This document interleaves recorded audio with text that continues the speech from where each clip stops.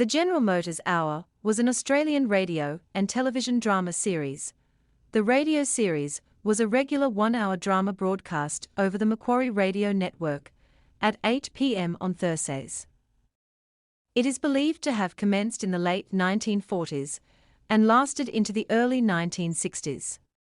Producers included Robert Peach and Harry Dirth. The announcer was John Deese. The General Motors Hour.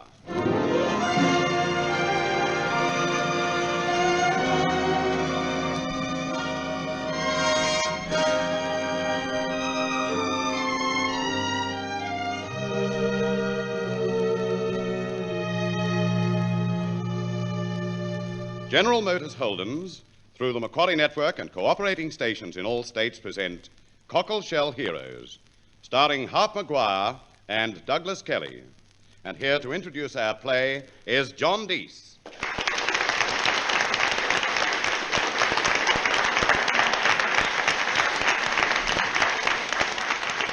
Good evening, ladies and gentlemen. One of the most exciting and suspenseful films Columbia have made recently is Cockleshell Heroes, from which our play tonight is taken. It is a taut war drama of humor, courage, and tragedy. This also is a story of conflict between two men of widely different background and outlook, a conflict which resolves itself in the tenseness of an heroic exploit. As these two men, Captain Thompson and Major Stringer, we star Douglas Kelly and Hart Maguire, with Max Osbiston in the featured role of Private Clark. The play will be produced by E. Mason Wood. Ladies and gentlemen, Act One of the General Motors Hour production, Cockleshell Heroes.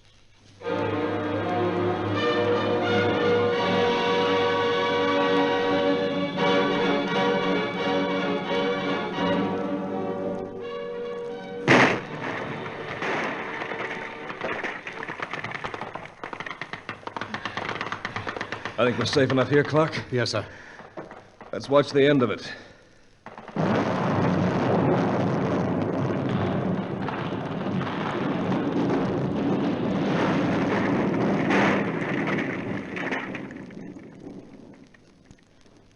Well, that's the finish of it, huh, Clark? Yes, sir. That's the finish of it. The finish of it. Death, destruction, and only two of us there to see the finish of it. It didn't seem long since it all started. Portsmouth, 1942. That's where it began, at the Royal Marine Barracks. Move there, move. At the double. All in. Attention. On the command, move smartly. No slop. Clark. Present, Sergeant. Stevens. Yes, Sergeant. Bradley. Present, Sergeant. Roddick. Present, Sergeant. Cooney. Those men were training for an operation miles away across the channel. An operation we all thought impossible at the time. 4 of us from that tough bunch went along. Me, Sergeant Craig, Stevens, Bradley. And 2 more. One of them quite the rugged individualist. Sergeant, what's the trouble here? This officer claims he's a major of Marines. In that clubber? He was arrested by the patrol boat for canoeing in a restricted area. Good evening, Sergeant. I'm Major Stringer under orders to report here for duty. I believe a Captain Thompson has been appointed as my administrative officer. No doubt he could set your mind at rest about me. Yes, sir. I'll see. This way, sir. Will I wait? Suit yourself. Sir, Yes, Sergeant Craig. the fact is, sir, I'm Stringer. Oh. Yes, I suppose you are. You couldn't be anyone else. You can go, Sergeant. Yes, sir. Sorry, sir. That's okay. You must be Thompson. How do you do, sir? I'm afraid my arrival was rather informal. I was stopped by a patrol boat, as a matter of fact. I'll get an orderly to take your kit to your quarters. I suppose you have a uniform in there. Oh, no, this is the stuff I'll want here. I see. Which is my desk? That one, sir. I suppose I shouldn't have come by kayak, and in these clothes, I guess I look like a tramp, but... Well, there I was, just up the river, and what with the flood tide setting up and the wind just a little bit south of west, it seemed the obvious thing to do. I see. How long have you been in the service? I joined in February 1918. 1918? It's 1942. Well, I mean to say, all that time, and you've only got the rank... I've been a captain for 11 years. Well, I hope it isn't going to be too embarrassing for both of us. You see, I'm only playing at being a Marine. I came over from Canada when it started and joined up in a fit of boyish enthusiasm. Now they've been rash enough to make me an acting major and put me in charge of this unit. Jolly good. What I'm trying to say is, isn't it going to be a bit difficult for you to get used to taking orders from me? No, I'm quite used to the normal service chain of command. Good. Now, how much do you know about all this? I don't know anything, sir. Well, in that case, this is all very secret, of course. But it seems German ships are running in and out of Bordeaux, getting past our blockade and bringing in vital raw materials for the German war machine. No one else seems to be able to do anything about it. Air Force can't bomb for political reasons, so we rate the job. And that job is to get all the way up there and blow up the ships in the docks. Now, how do you propose to get there? By canoes. What? Canoe? We'll be traveling at night and hiding during the day. We'll be dropping about 70 miles from the target. Should be able to make it in 3 or 4 nights of traveling. Interesting. Matter of fact, I set in this plan some time ago and it was thrown out. Now it's all boiled up again, so here we are. It's rather a long way to paddle, isn't it? Yes. It's funny, but I've never thought of a canoe as being particularly invisible. Neither have I. I'm only hoping the Germans won't notice us. On a theory that the only time a German looks down is to see if his boots are properly polished. You're not exactly bubbling over with enthusiasm for this party, are you? I'm afraid I'm not qualified to comment on the technical possibilities of your plan. Well, what's the next step? The rest of the men are due in for training in the morning. With those, we have 43 in all. What sort of men are they? Volunteers for hazardous service. They ought to be good types. Probably deadbeats. Good men are never encouraged to volunteer. Well, I volunteered from Canada. I want to interview all those men tomorrow. One at a time.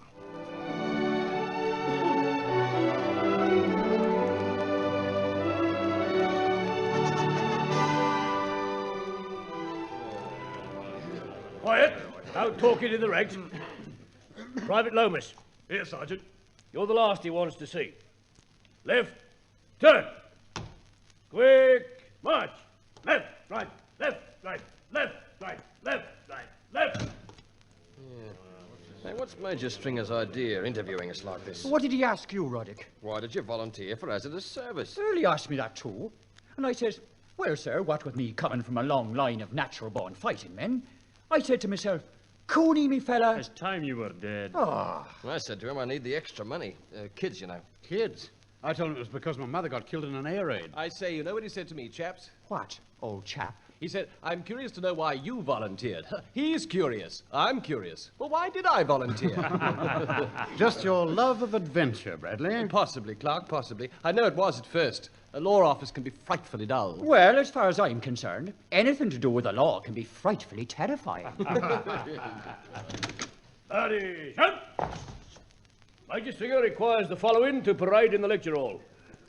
Lomas, Clark, Stevens, Bradley, Cooney, Ruddock, Bellamy, Raglan, O'Brien.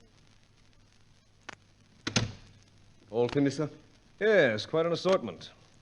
One, Private Reich, when asked why he volunteered, said, I believe the good die young, sir, and I don't want to disappoint anybody. I thought it was amusing. If you'll just tell me which men you've selected, I'll start getting them licked into some sort of shape for you. Well, I'm afraid that apart from the obvious rejects, I haven't quite made up my mind. I've picked out 20 men. I'll make a final selection from those. You see, I'm looking for a special sort of man, an individualist, one who can think for himself. The sort of a man who'll do the job for its own sake and not because some sergeant is shouting. Oh, and while we're on the subject, I'm not sure I want you licking them into shape, as you put it. Training is the thing, sir. It has been for centuries. Try to force them into a mold and you destroy the very qualities I'm looking for. Do you know what you're looking for? Well, I've dreamed up a little test for the men to see what sort of stuff they're made of. You care to come with me to the lecture hall? Not unless it's an order, sir. It's an order then, Captain Thompson.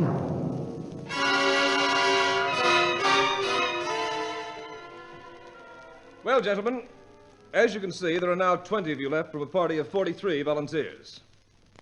Before I make my final selection, I want to put you all to a practical test, an operational exercise, and it's going to be a difficult one, too. Unroll the map, Sergeant. Yes, sir. This point on the map is 350 miles away from here in Portsmouth. Tonight we'll be dropped there by parachute. And our task will be to get back to these barracks within 48 hours. We'll be dressed as German soldiers. We'll carry no money, no identification. The Home Guard haven't been informed, so watch out for yourselves. Don't break the law unless you have to, and if you have to, don't get caught. Any questions? Blimey. Oh, it's just as bloody now as it can be done. Right. See you in the aircraft tonight. Party! Done! Right, fall in outside. Come on, Well, I think we've got a good lot of boys there. Some of them may be good material. Even so, it's not customary to call them gentlemen. Do you mean to imply that only an officer can be a gentleman? I mean to imply that in the service one does not address the rank and file as gentlemen, even if they are gentlemen. I stand corrected. Oh, one more thing. Yes? This parachute jump tonight in German uniforms. It could cause a lot of trouble to civilians, not to mention the Home Guard. One of our men might get hurt, even shot. Yes. Might even be me.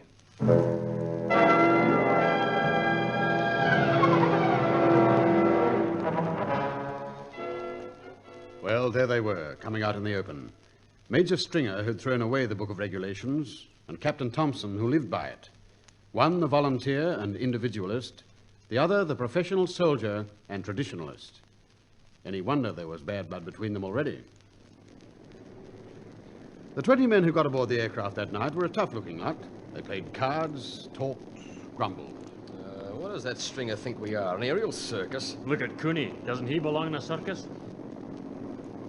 Where's the hostess, Sergeant Dare? What's that? How long now till we jump? Not long. Make the most of it, Cooney. The closest to heaven you'll ever get.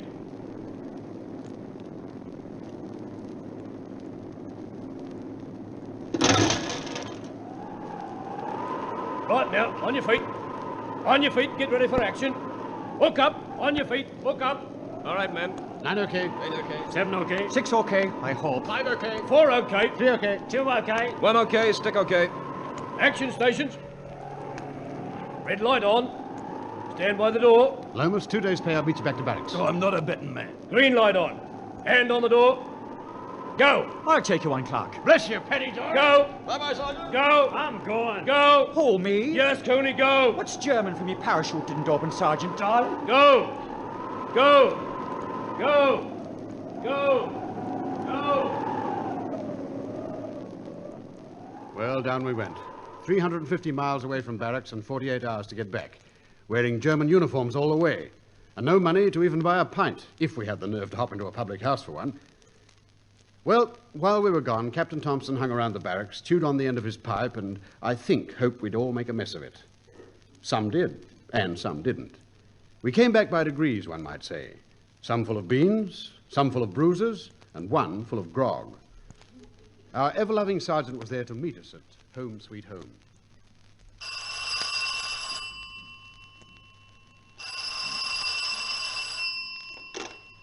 Hello? Yes, this is Thompson. Oh, yes, sir. Very good, sir. Sergeant Craig. Yes, sir. Major Stringer is back. Oh, that makes 15 of them, sir. Give me a full report. Names of the men, times of arrival.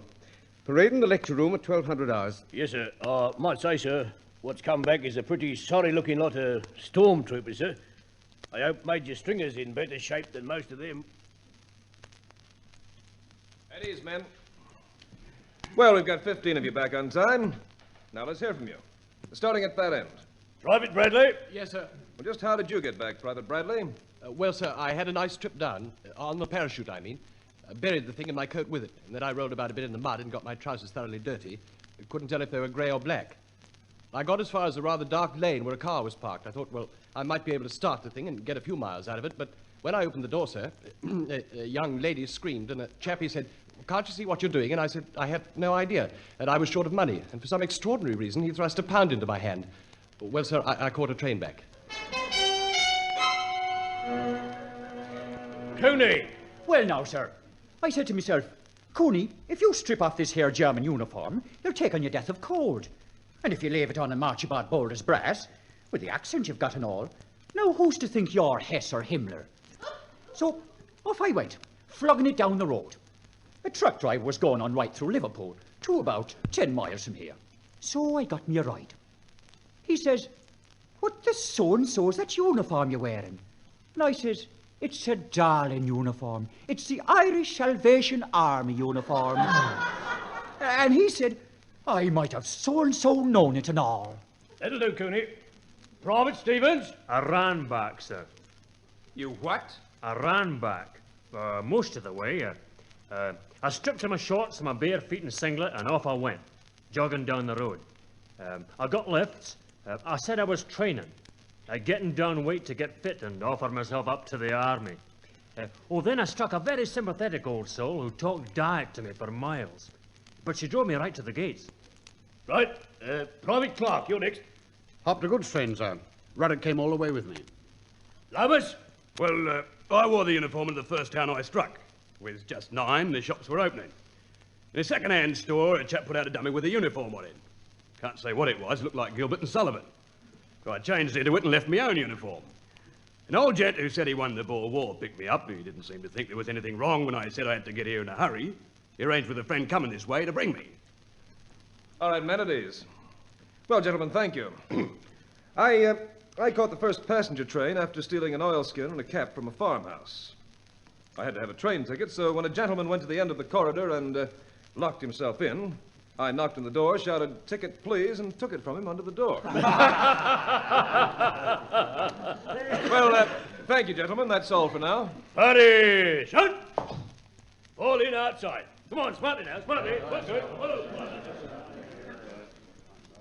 Well, now, let's see what else we have here. Sergeant Craig made out this report, sir.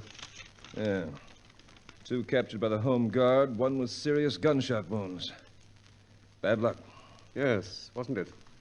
1 placed under arrest by military police, 1 drunk in charge, 1 married. I've received complaints from the police of 5 counties. A considerable quantity of equipment has been lost, and we shall almost certainly be faced with a court of inquiry.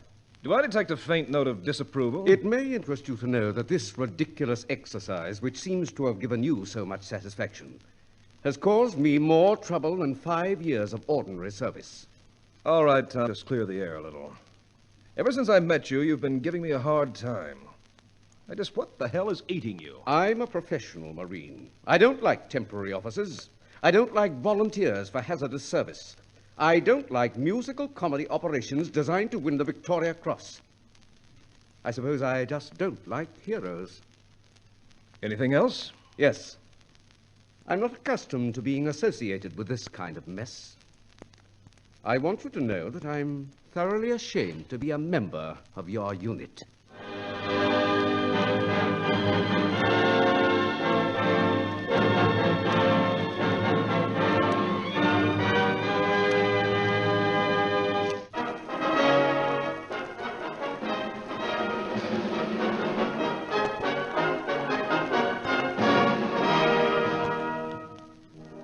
A week after that first operational exercise on 20 men, Major Stringer came up with a final decision. 5 of us were hand-picked to paddle canoes to Bordeaux and thump a batch of limpet mines on the German ship's dock there. Of course, it wasn't that easy. We had to make another test first. Good. Stand easy. Now, some of you will be pleased with a bit of news I have, and some won't be. But of all you deadbeats, Major Stringer has come up with a final list of runners in the canoe stakes. 5 men, which included me. Aren't they the lucky ones, to be sure, Sergeant dear? Those selected are as follows. Bradley. Oh, good show. Lomas. Clark. Always wanted to go to Paris. Stevens. Do I have to paddle your canoe, Sergeant? And Major Stringer will make up the 6th member of the party. Men whose names have been called will parade in the lecture hall in exactly 1 hour's time. The Major has another little test in mind for us. All right. Squad, good. Dismissed. Another test it is. And what's it to be this time? Probably Jap uniforms and make us wade ashore in broad daylight. Well, you'd look the part, Lomas. Shut up. Sergeant Craig! Sir? Do you usually let your men slouch about in this fashion? No, sir. We just finished an exercise. I'm not interested in what you finished. These men want smartening up. I'll get them into battle dress and give them an hour's close order drill. Very good, sir. All right, you men. Fall in at the double. At the double! All right. Captain Thompson's orders. You will parade here in full battle dress in 5 minutes. for 1 hour's drill. Squad, left, turn! Quick, march!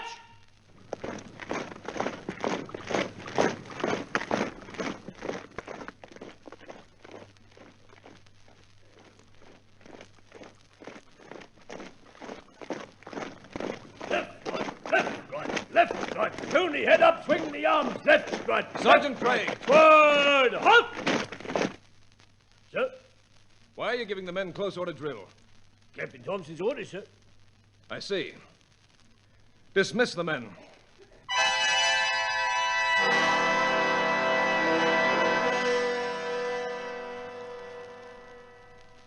Oh, there you are, Thompson. Yes, sir. You wanted me to attend this lecture, didn't you? It's an exercise.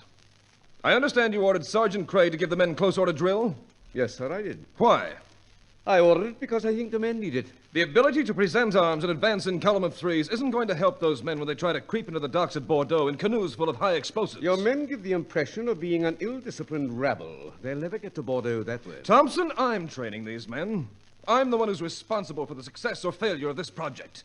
So if you don't mind, we'll do it my way. It may not be the right way, or the Marine way, or the professional way, but it is my way.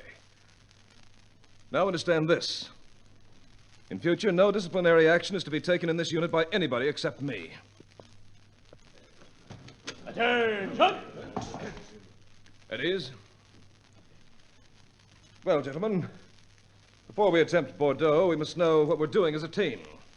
How to handle ourselves, our canoes. Please look at this map of the Thames. This narrow channel here. Tonight we'll take 3 canoes through the channel, then on up the river. Each canoe will proceed independently and try to get to the objective up here at Deptford.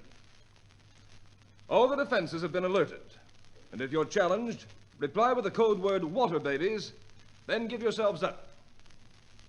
Actually, I'm confident we won't have to do that. This is our big chance to prove that we can penetrate a heavily defended river. Up at Combined Operations Headquarters, they'll be keeping an eye on us, and our entire future may depend on the outcome. I know you won't let me down.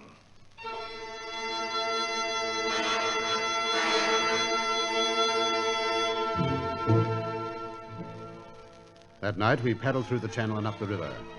And I thought of ducks I'd seen scooting across a lake in the moonlight, and how easy it was to pick them off. Major Stringer is nuts. You can say that again, Stevens. Only a marine diver could get up this river without being seen. Halt or I'll fire! It's a sentry in the river, Barney. Paddle towards us. Advance to be recognised. Oh, come on, we've had it. What do you think you're doing? Come on. Get out of that canoe. Oh, we know what we're doing. The password's water babies. Water babies, is it? I don't know anything about that. Just you do as you're told and you won't get hurt. But I tell you, we have the password. Water babies. We'll tell it to the captain. Excuse me, sir. I caught these 2 in a canoe up the river. Had to fire a shot to halt them. They say they're a couple of water babies from Portsmouth.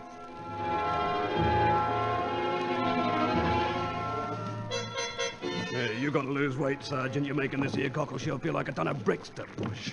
Then why don't you jump overboard and lighten it, Lomas? Who goes there? Oh, it's a sentry. Come on, Peddle, put your back in it. Hold the line, fire! How can we halt? Does the so-and-so think we're walking? All right, Lomas, that's enough. Let's give up.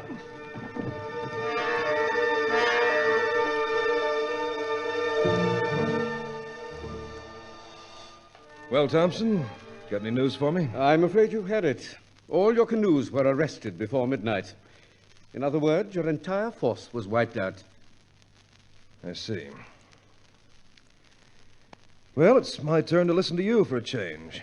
What do you mean by that? I mean, let me have it. What did I do wrong? You did everything wrong.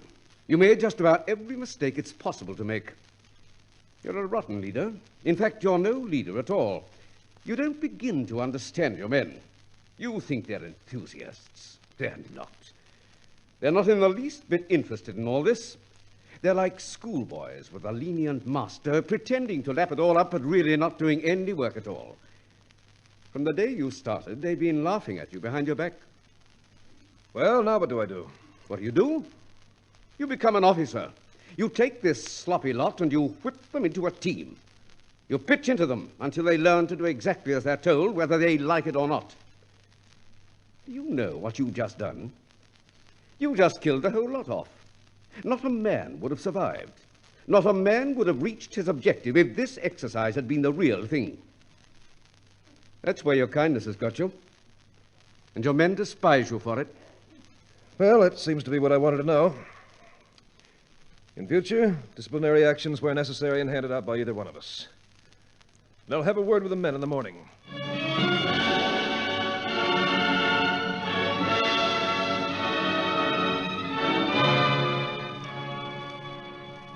No one is without blame.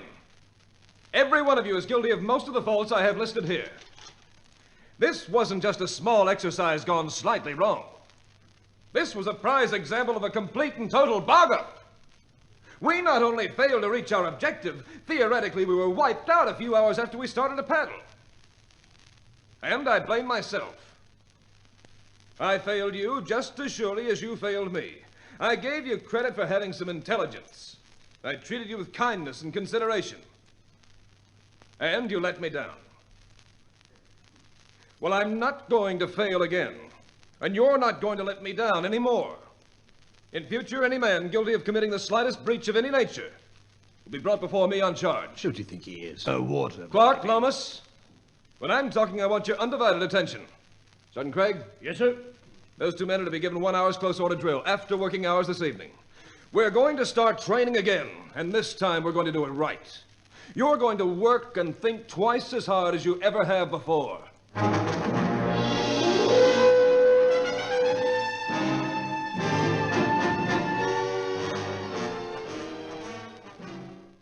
And now, Act 2 of the General Motors Hour production, Cockleshell Heroes. Now this is the Limpet Mine. 4 powerful magnets are attached to the outer frame so that with a steel plate such as this, it's easily attached. Our job will be to attach these bombs to the hulls of ships below the waterline. The mine is detonated by this fuse. Oh, here you are, Sergeant. Pass it round. And by the way, that's not a dummy. I wanted you to get used to the feel of the real things, and you'd better dispose of it in the sea. It's set to go off in 15 minutes.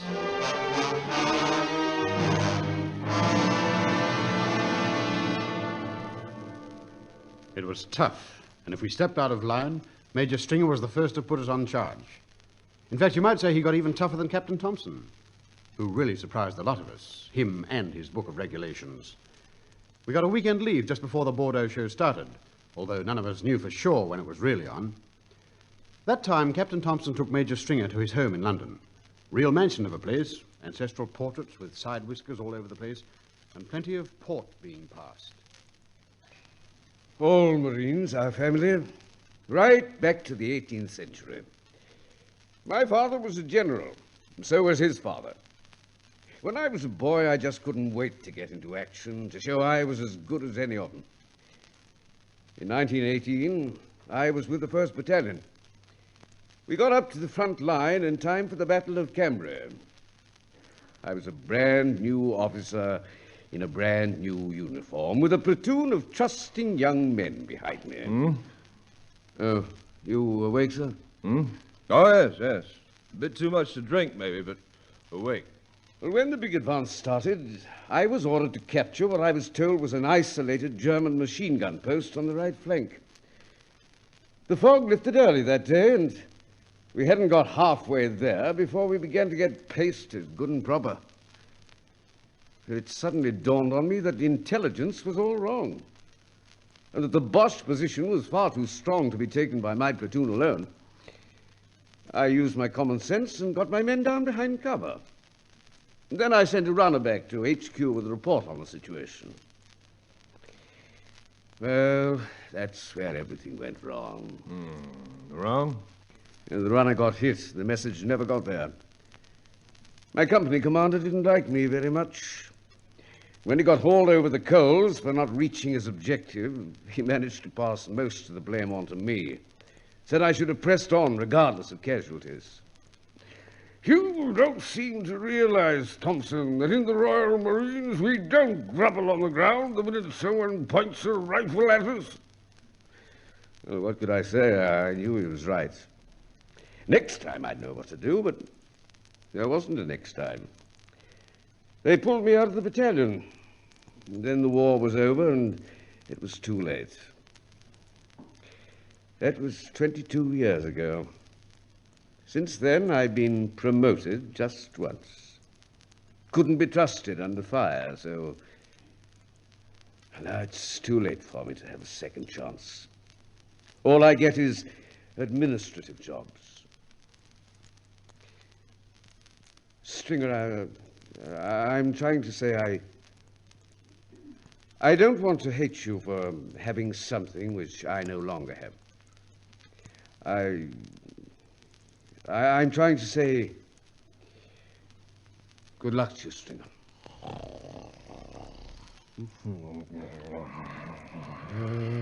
Oh, well. Come on, hero. Let's get back.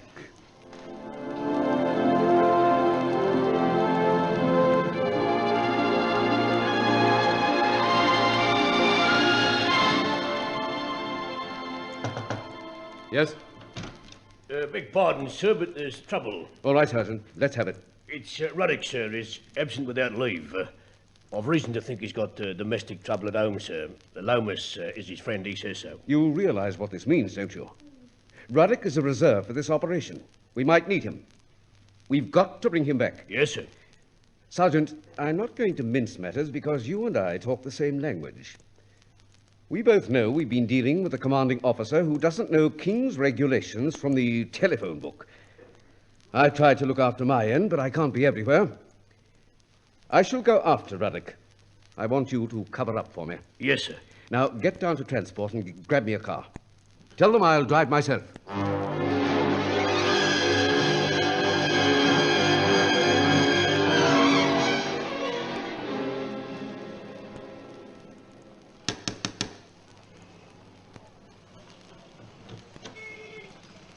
Yes? I want to see Private Ruddock. You can't come in here. Where is he? Has he been here? No. My husband's not on leave. I don't need you to tell me that. Look, I don't know who you are, but if you don't get out of here, I'm going to call the police. Just what do you want, soldier? What's your business? Who's this? My lodger, of course. Oh, of course. Look, we don't know anything. Why don't you go away? You make me sick, both of you.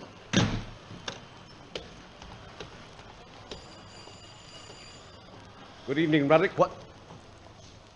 Oh. Captain Thompson. Good evening, sir. I thought you might show up here sooner or later. Well? What have you to say for yourself? Your AWL? Yes, sir.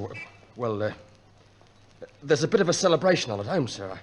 I thought if I happened to get sent off to Bordeaux, well, I thought I'd chance it and come home. I know why you're here, Ruddock. I've been to that door over there. You have, sir? I talked to your wife and her lodger. I know what you're going to do, and I'm not going to stop you. I beg your pardon, sir? I said I'm not going to stop you. How long do you want in there? About 3 minutes, sir. That's not long enough, you fool. I'll give you 15 minutes and make a good job of it. That's an order. Well, that's very generous of you, sir. Have you a key to the door? Yes, sir. And what are you waiting for?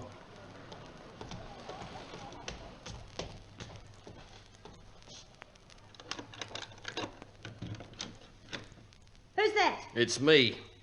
Come on, where is he? Don't touch him. Leave him alone. In 15 minutes' time, I'll leave him alone.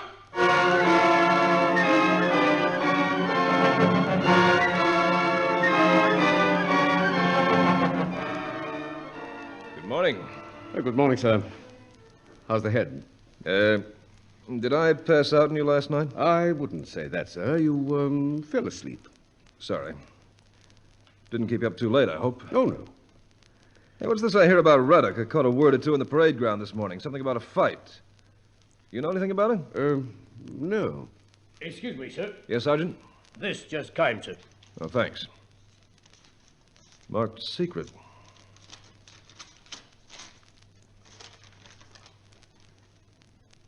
Well, this is it, Thompson. The Bordeaux operation starts tonight.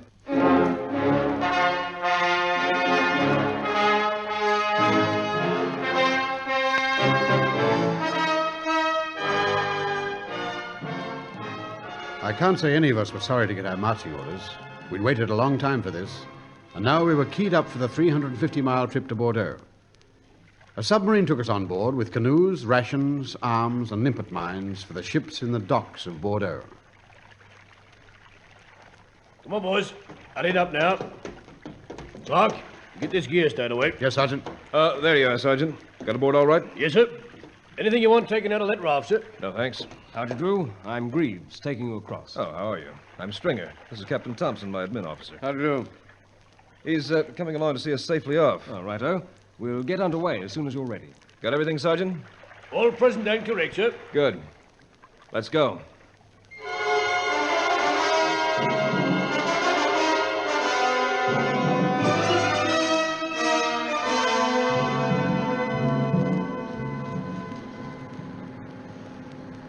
All right, now pay attention, please.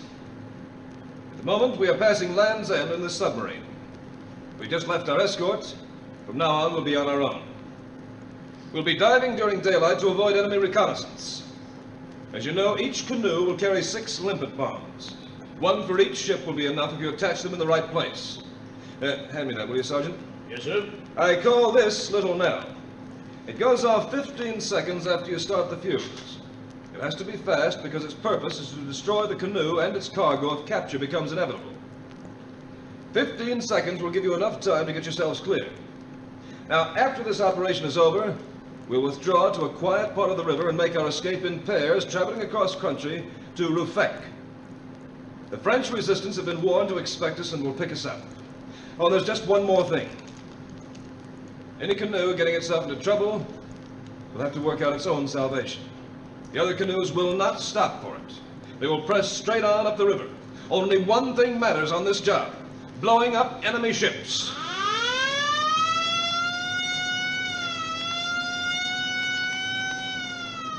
Action stations. What's wrong, chum? We're diving. Enemy destroyer.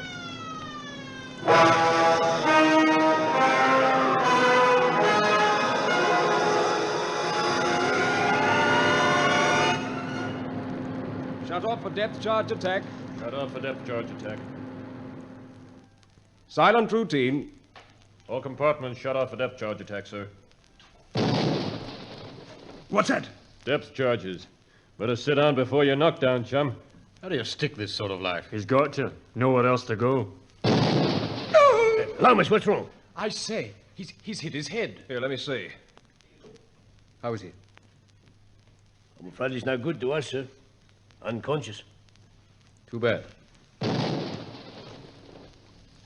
HE over, sir. Getting fainter. Good. I'm afraid we've lost a man, Greaves. Oh, bad luck. Did you bring a replacement? No, I didn't think of anything like this. You are in a spot. All clear, sir. Good. Well, that's over. Prepare to surface. Prepare to surface.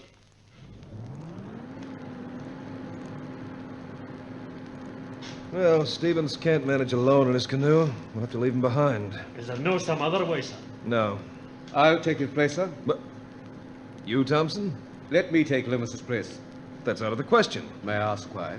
You haven't been trained for the job. I watched all the training. I could pick it up, surely. We can't afford to lose the canoe now, before we even start. I'm prepared to sit behind Stevens and take my orders from him.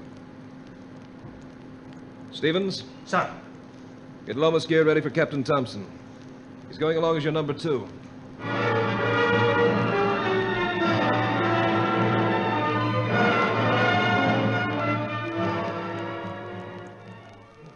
We checked and double-checked our gear as the sub slithered underwater to the enemy coast. Canoes would go off as follows: Captain Thompson and Stevens, Sergeant Craig and Bradley, Major Stringer and me. We surfaced in the moonlight and dropped the canoes into the water one by one. First crew away. Right, Bradley. It's our turn. Shove off. Okay, Sergeant. Good luck, you two. Ready, Clark? Yes, sir. Get in. Goodbye, Stringer. The very best of luck. Goodbye. Thanks for everything. Shove off.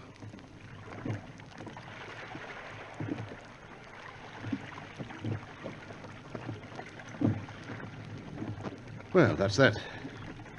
The sub's vanished, sir. Don't look back, Clark. Watch the river ahead. There's a riptide running here. It'll take us all we know to get this canoe through it. See anything of the other canoes, Clark? Yes, sir. Captain Thompson and Stevens are going great guns. Ought to be ashore any time. Hello, what's wrong with Sergeant Craig? Lost control of his canoe, I think. Got it broadside on in the rip. Come on, paddle, man. They're going over. The canoe's turned upside down, sir. Yes, can you see them? Yes, sir. Swimming alongside now. Left side. All right, Sergeant. Sergeant, hold on. We'll tow you ashore. Where's Bradley? Yes, Sergeant. Everything's under control. All right, now hang on, you two, and we'll get you ashore.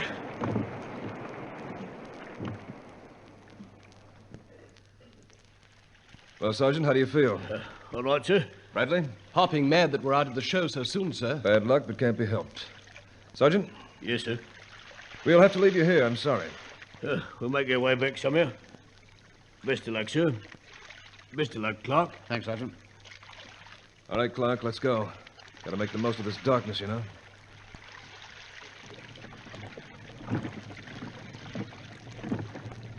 Well, our little operation didn't amount to much, did it, Sarge? No excitement at all. We'll be in for plenty if the Nazi patrols spot us. We got to make the most of darkness too, me lad. Move down the coast at night, hide from patrols by day. Let's get at it, Bradley.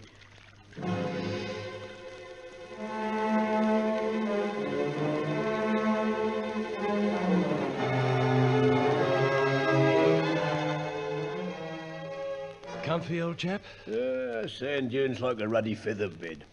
I say, do you think we're safe here? What place is safe, Bradley?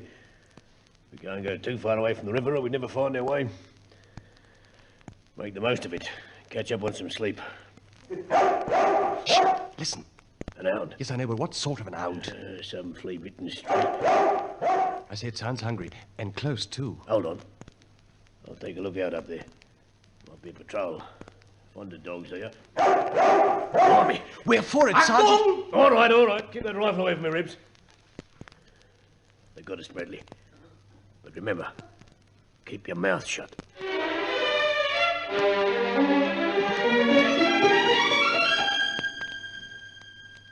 Everything all right? Canoes are well hidden along the dune, sir. Good. Clark? Okay, sir. Stevens? I could do with a bit of shut-eye, sir. Righto, the three of you make the most of it. I'll take first turn on guard. Stevens. Sir. Bury those tins. You want every Nazi patrol in the river to know we had breakfast here? Oh, I'm sorry, sir. What's that? It's a patrol boat, sir. Packed up with Krauts, isn't it? They're thorough. Crawling up the river. Don't overlook even a floating piece of wood. They do that all the time. Right up to the Bordeaux docks. I shouldn't be surprised. They seem to be looking for something, sir. Don't think they found the sergeant and Bradley, do you? If they have, those two have been very unlucky. We've only had an hour of daylight so far.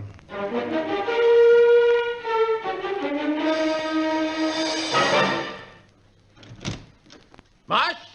I say, I wonder who that is at the desk. German headquarters officer, I think. Who are you? I ask you again. Who are you? How many were you? I can't count. I should like to remind you, you can be treated as saboteurs, and as such executed in front of a firing squad. Now, do you still refuse to answer my question? Absolutely. I was forgetting. It isn't done for an Englishman to split in front of his friends. I have here a questionnaire.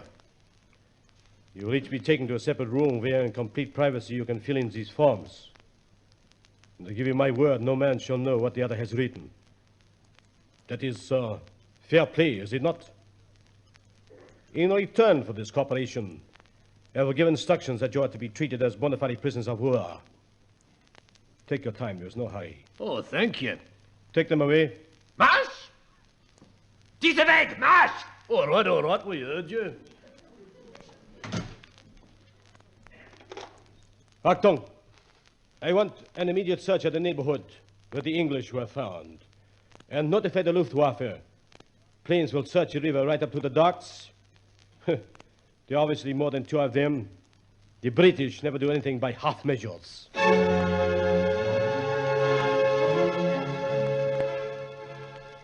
We were out for 2 days and nights. Had a few narrow shaves with patrol boats. Then on the third day, we hid our gear and settled down among the sand dunes to rest. For that night, we expected to reach the docks and our objective. Everything all right? Eh? Oh, it's you, Thompson. Yes, quiet morning so far. Right. Get back there. Get some sleep. I'll take over. Be on the alert all the time, Thompson. Remember, we're close to those docks, and they've had time to find Craig and Bradley by now. Those two might have got fleet away. I doubt it. Even so, they wouldn't give any information. Look here, Thompson. What would you do? Now, put yourself in a pair of jackboots for a while. Wouldn't you think it odd that two Englishmen just bobbed up in the river? Yes. Well? I'd order a search of the whole area. Small squads on the shore, patrol boats in the river, I suppose, huh? No. That's what I do. Look, up there. Planes. An air search? Yes. They're looking for us, sir.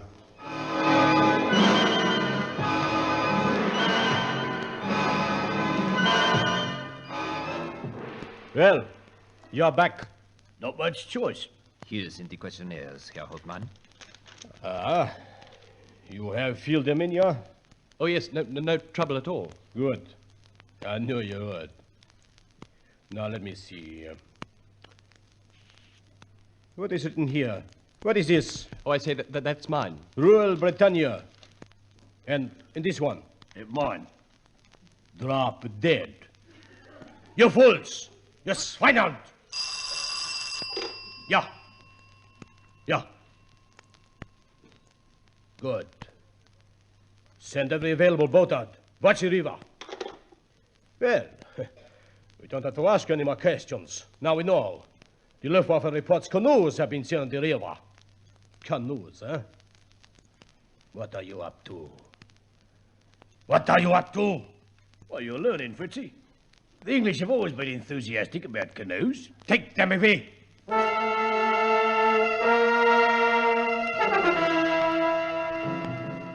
Thompson? Ready to shove off, sir? Good. You go first. Clark and I'll follow in 5 minutes. Yes, sir. Fuses started. Limpet's okay? Set to go off at 0700 hours, sir. Clark? Limpet set, sir. Now, you know what to do. Attach the limpets to the ships and the docks. When you're through, go ashore and make your way back down here to a quiet part of the river. We'll join up again. How about the frogman suit, sir? We'll put them on now. In 5 minutes, we shove off for the docks.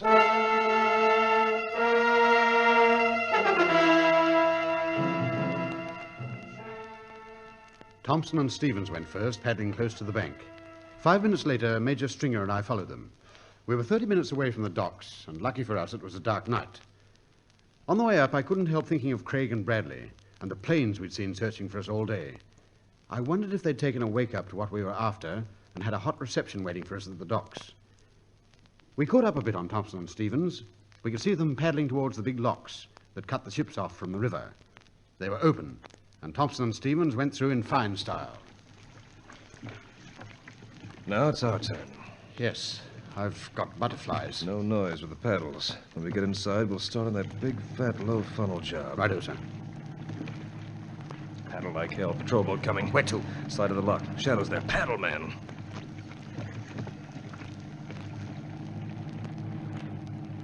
Now keep still and hope for the best.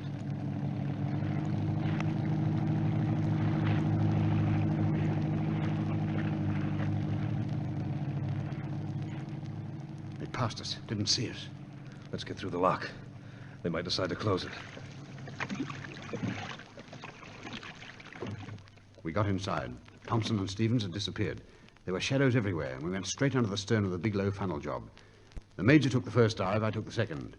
In the gloom, the cold water, I heard the limpet strike the side of the ship as I slapped it on. It was a sharp sound, a sound that made my heart beat fast. Maybe it echoed. Maybe it could be heard up there. 3 times I heard that sound, and so did the Major. 6 mines, 6 ships, and our quota was filled. Still no sign of Thompson and Stevens. I was just coming to the surface when it started. What is it? What's going on? Get in quick. Let me help you.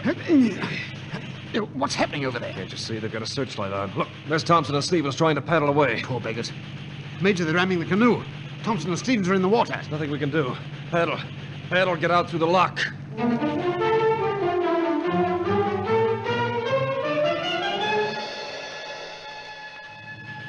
We shot across the water away from the light. but it suddenly swung round and caught us, and the guns opened up. We dived and came up near an old broad boat chugging down the river. 3 men were on the side staring down at us. We thought it was curtains. You see, take the rope. Take the rope. They were Frenchmen. They threw us a rope and hauled us in. Very good. Go below, stay there. Stay there with the coal until we tell you to come out. Will they search? No one saw us pick you up. They are patrolling at the other end of the dock now, looking for you. Please get out of sight. We will put you ashore down the river.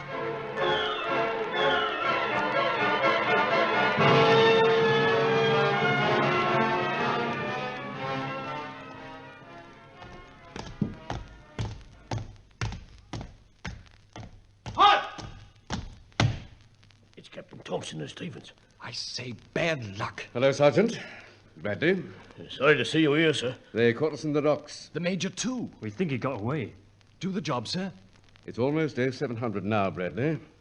Let's hope we live long enough to find out. I regret there are no more of you to shoot at the moment. But I assure you we'll get the rest of you. Unless, Captain Thompson? Yes? One last chance. If you tell me everything, your lives will be spared. Go to the devil. Yeah, sorry. It is you we shall send. The docks are going up, sir. Listen. Yes, we've done it. Good show. Hope the Major and Clark got away. Executioners, commando! Straighten the line, boys. Shots at sea!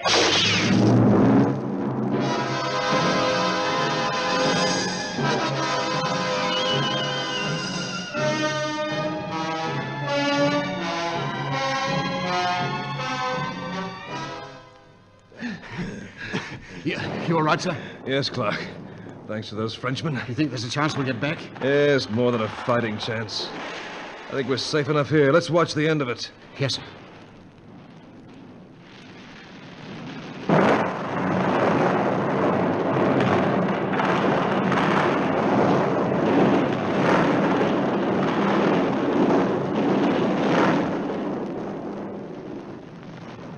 Every ship in the docks has gone up. That's the finish of it, huh, Clark? Yes, sir. That's the finish of it. Blasted cockleshell heroes. That's what we are.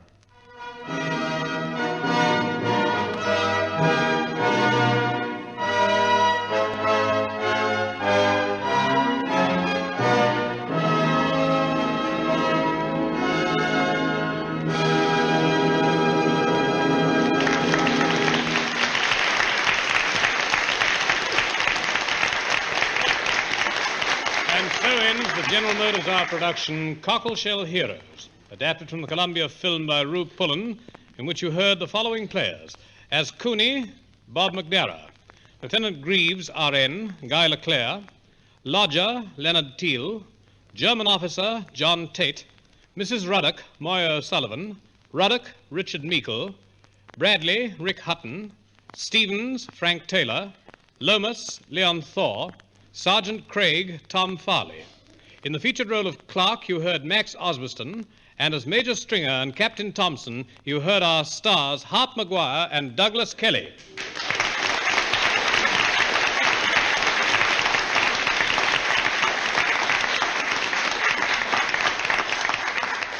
General Motors R is directed by Harry Harper. Tonight's play was produced by E. Mason Wood.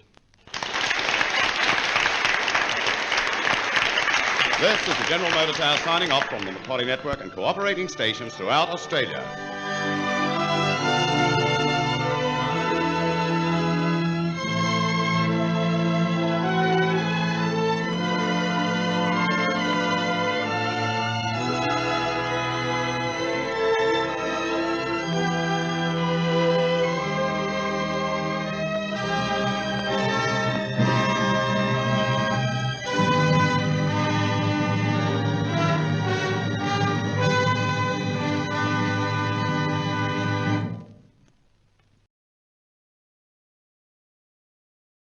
The General Motors Hour.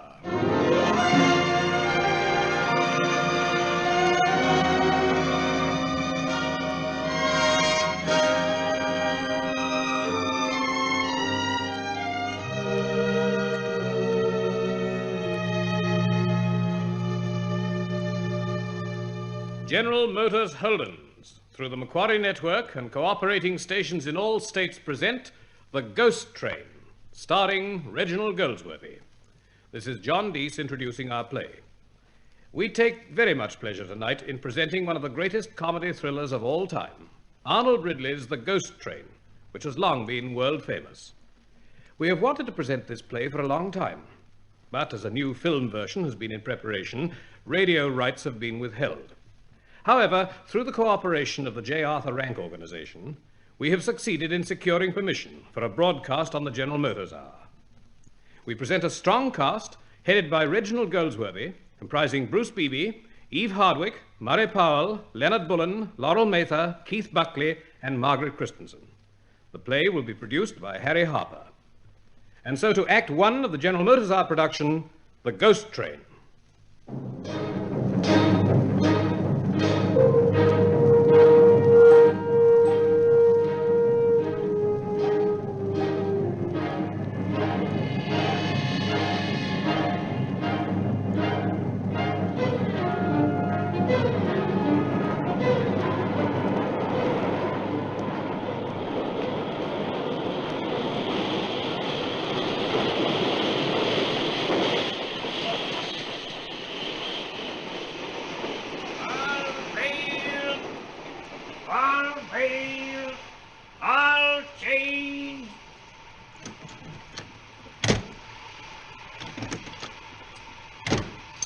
Charles, have you got both the cases? Yes, they're here, Peggy.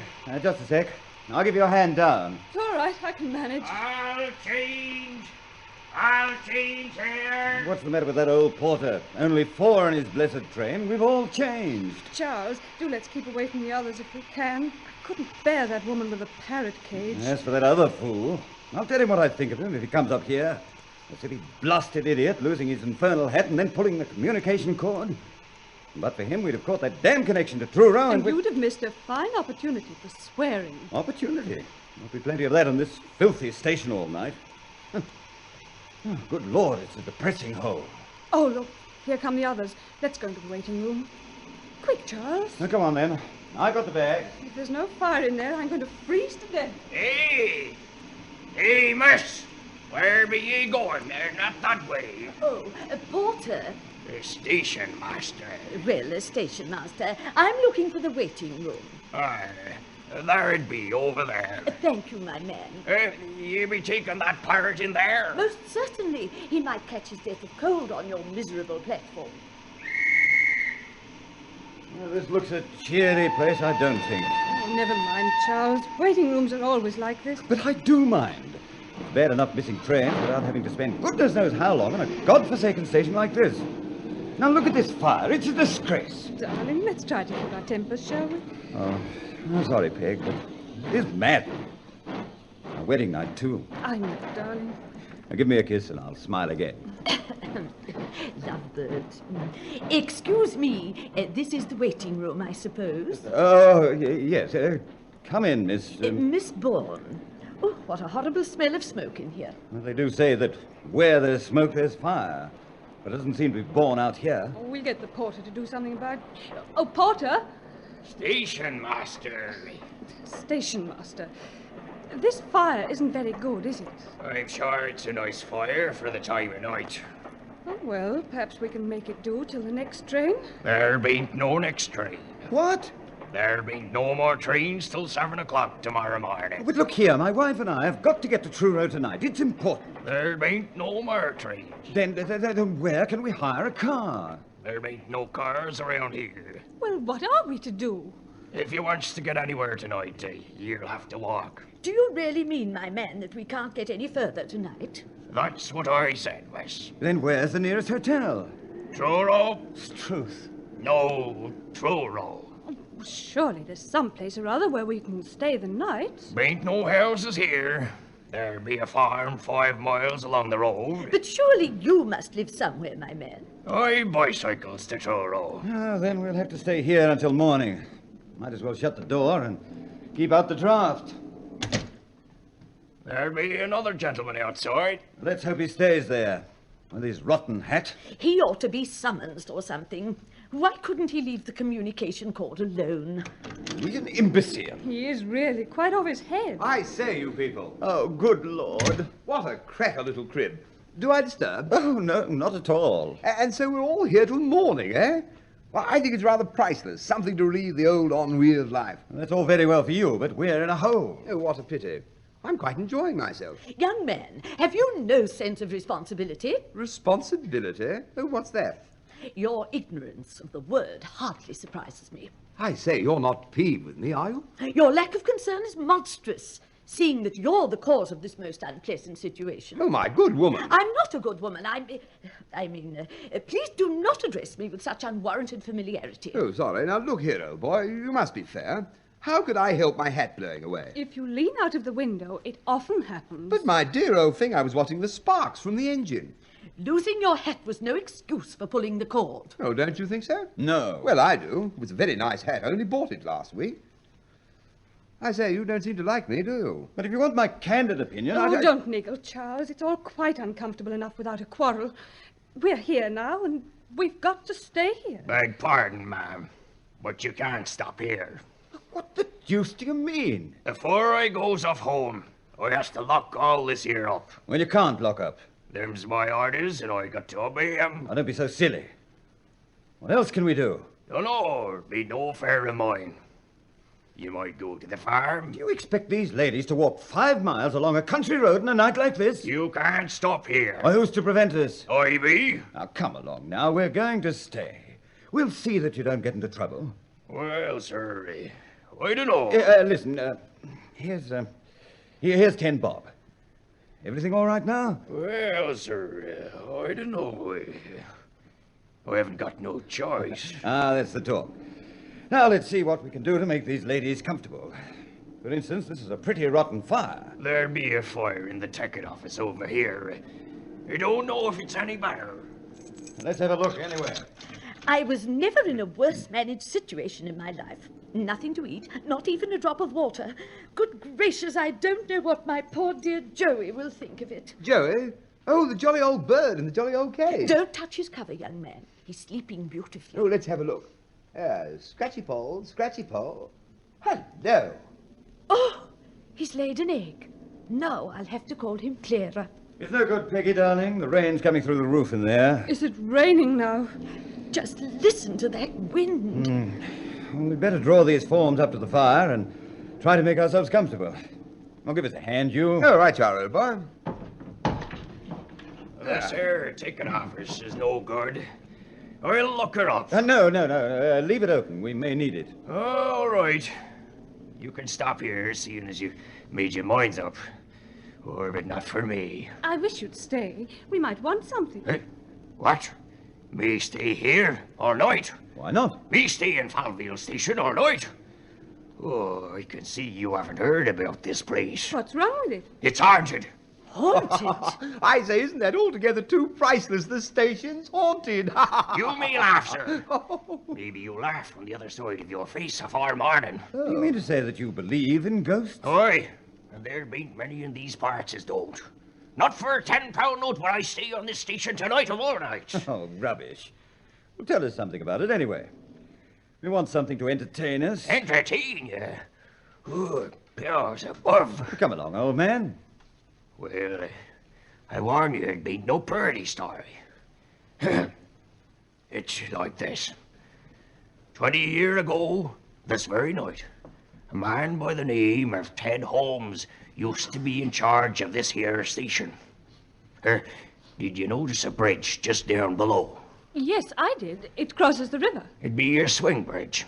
It used to be worked by a lever out here on this very platform. Well, 20 years ago, this very night, there was a party went to a bean feast up to Truro. They had a special train, and Ted Holmes was kept on duty that night to close the bridge, which was always left open at night time for the big boats to go out on the tide. Yes, but what happened? Well, it must have been 11 o'clock when they phoned down from Truro to shut the bridge, as the special train from Truro would be starting off. He answered, and them was the last words he were ever heard to say. But what? He leaves the phone and goes to the door. And there it was that illness comes to him, and he falls down there on the platform, dead. Oh. After all over, outside that very door they finds him, and the lamp still burning in his hand. It must have been 11:30 when the train starts off from Truro. And here be the bridge open, and Ted Holmes a lying there dead. On comes the train at 60 mile an hour, I reckon.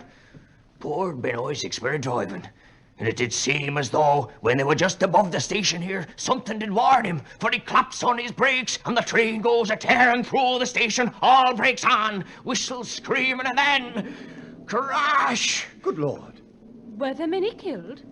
6 bodies they brought up from the mud and laid out in this very room. What a horrible story. By some miracle, poor Ben Isaacs were thrown clear. He climbs out to the water and comes back here, his mind clean gone. And they say he walked the platform here for hours, waving a red lamp and singing Rock of Ages. Next morning, he died. Yes, but where does the haunting come in? Maybe I've said enough. The ladies be getting scared. Not a bit. I don't see how it can frighten us. Well, ever since that night, this station has been haunted. Who by? Ted Holmes? More than that.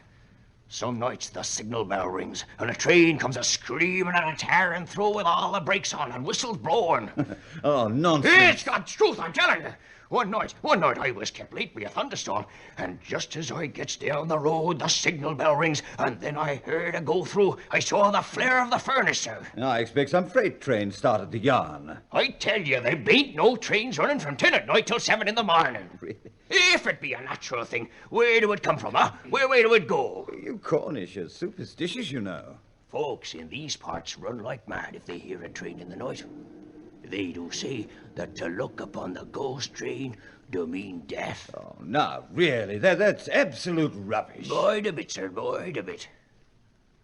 2 months ago, a tramp break into this waiting room one night, and next morning they finds him dead. The doctors say as how he died of fear. I don't believe a word of it. Dozens of men have heard the train, and early one morning a man from the farm saw someone walking this here platform, waving a red lamp and singing Rock of Ages. They do say as the dead walk, and poor Ben Isaacs a-leading of him. I say, this is all too perfectly priceless. I've never heard anything so delightfully funny in all my life. Funny, sir? Well, you're a bigger liar than I am, old boy. I thought I could spin a pretty good one. You know, it reminds me of a story about a haunted police station or fire station in London. Or was it Manchester? No, I believe it was Liverpool. Well, there was an old lady all dressed up in black, just like you, Miss Bourne. Me? Yes, sitting on a seat, and then she disappeared. So you make game of me, sir. Oh, don't get angry, old boy. I've never heard of anything so mismanaged, even if it was an accident. Isn't there a proper system of signalling? I mean about the bridge. Oh, that's right enough. It ain't never open now. Oh, what's that lever on the platform, then? Works the point to the siding as runs up the hill to the old tin mine, that's all. Well, it's an entertaining story. I'm sorry I can't believe it, but... Look! Oh, Peg, what is it? Oh, someone went past that window. I say, how could you know? The glass is frosted. But I saw a shadow. We'll see. Come on. Are you sure, dear? I saw it distinctly. Well, it's a most unpleasant situation. Young man, why aren't you out there looking? Oh, well, I'm short-sighted. I can't see ghosts. Nobody there. Charles, are you sure there's nobody? Must have been your imagination, Peggy. I say, you sure it wasn't the local ghost? Oh, shut up, you fool. Sorry, old boy. If you takes my advice, you won't pass the night in Falville Station. I've done my best, but I won't risk no more. Very well, go and be damned to you if you're afraid to say I am afraid, sir. I'd be ashamed to own it. Well, good night and a pleasant ride, old top. I hope you get thoroughly soaked. Thank you, sir. And good night to you. Oh, cheery old soul, that's it. Well, we'd better make arrangements for the night. The ladies can sleep in here. I'm sure I shan't sleep anywhere. Help me move the table. Here, you. What for, old boy? Move it up to the window and someone can sleep on it. It's too hot by the fire. Oh, right. Perhaps Miss Bourne can sleep on this. I say, what about the parrot? What's that? Something outside the door. Charles, don't open it. It's all right, Peg. Good Lord. What's the matter? It's the station master.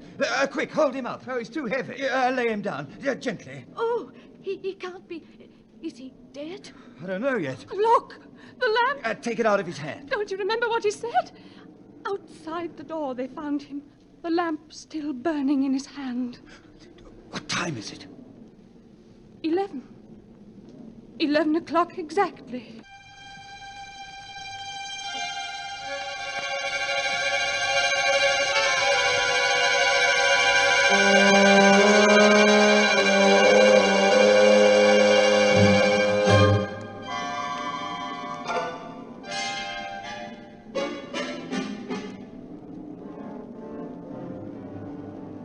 Oh, Mrs. Murdoch, what's going to happen to us? Nothing, Miss Bourne, nothing.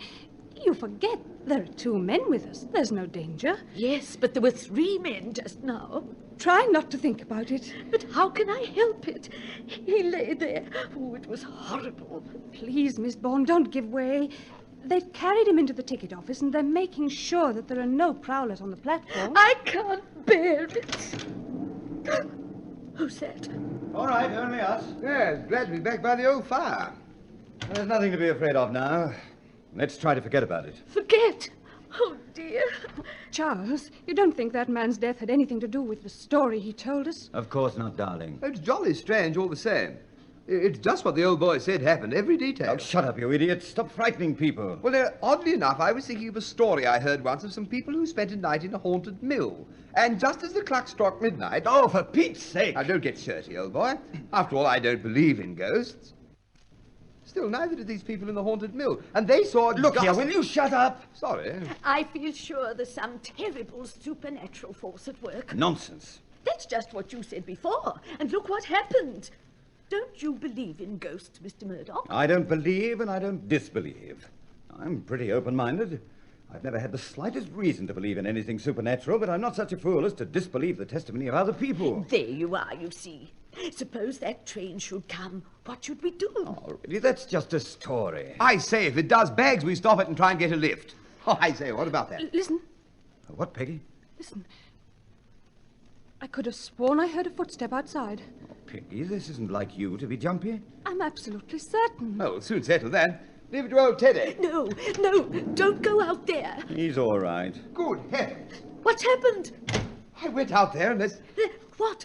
There's no one about. Will you stop this nonsense? I say, I've just had a brainwave. I forgot all about this. My trusty old brandy flask. Oh, I'll give some to Miss Bourne.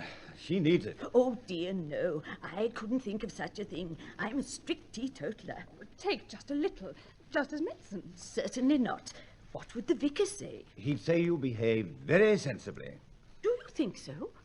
Well, just a spot. Oh, here you are, Miss Bourne. Thank you.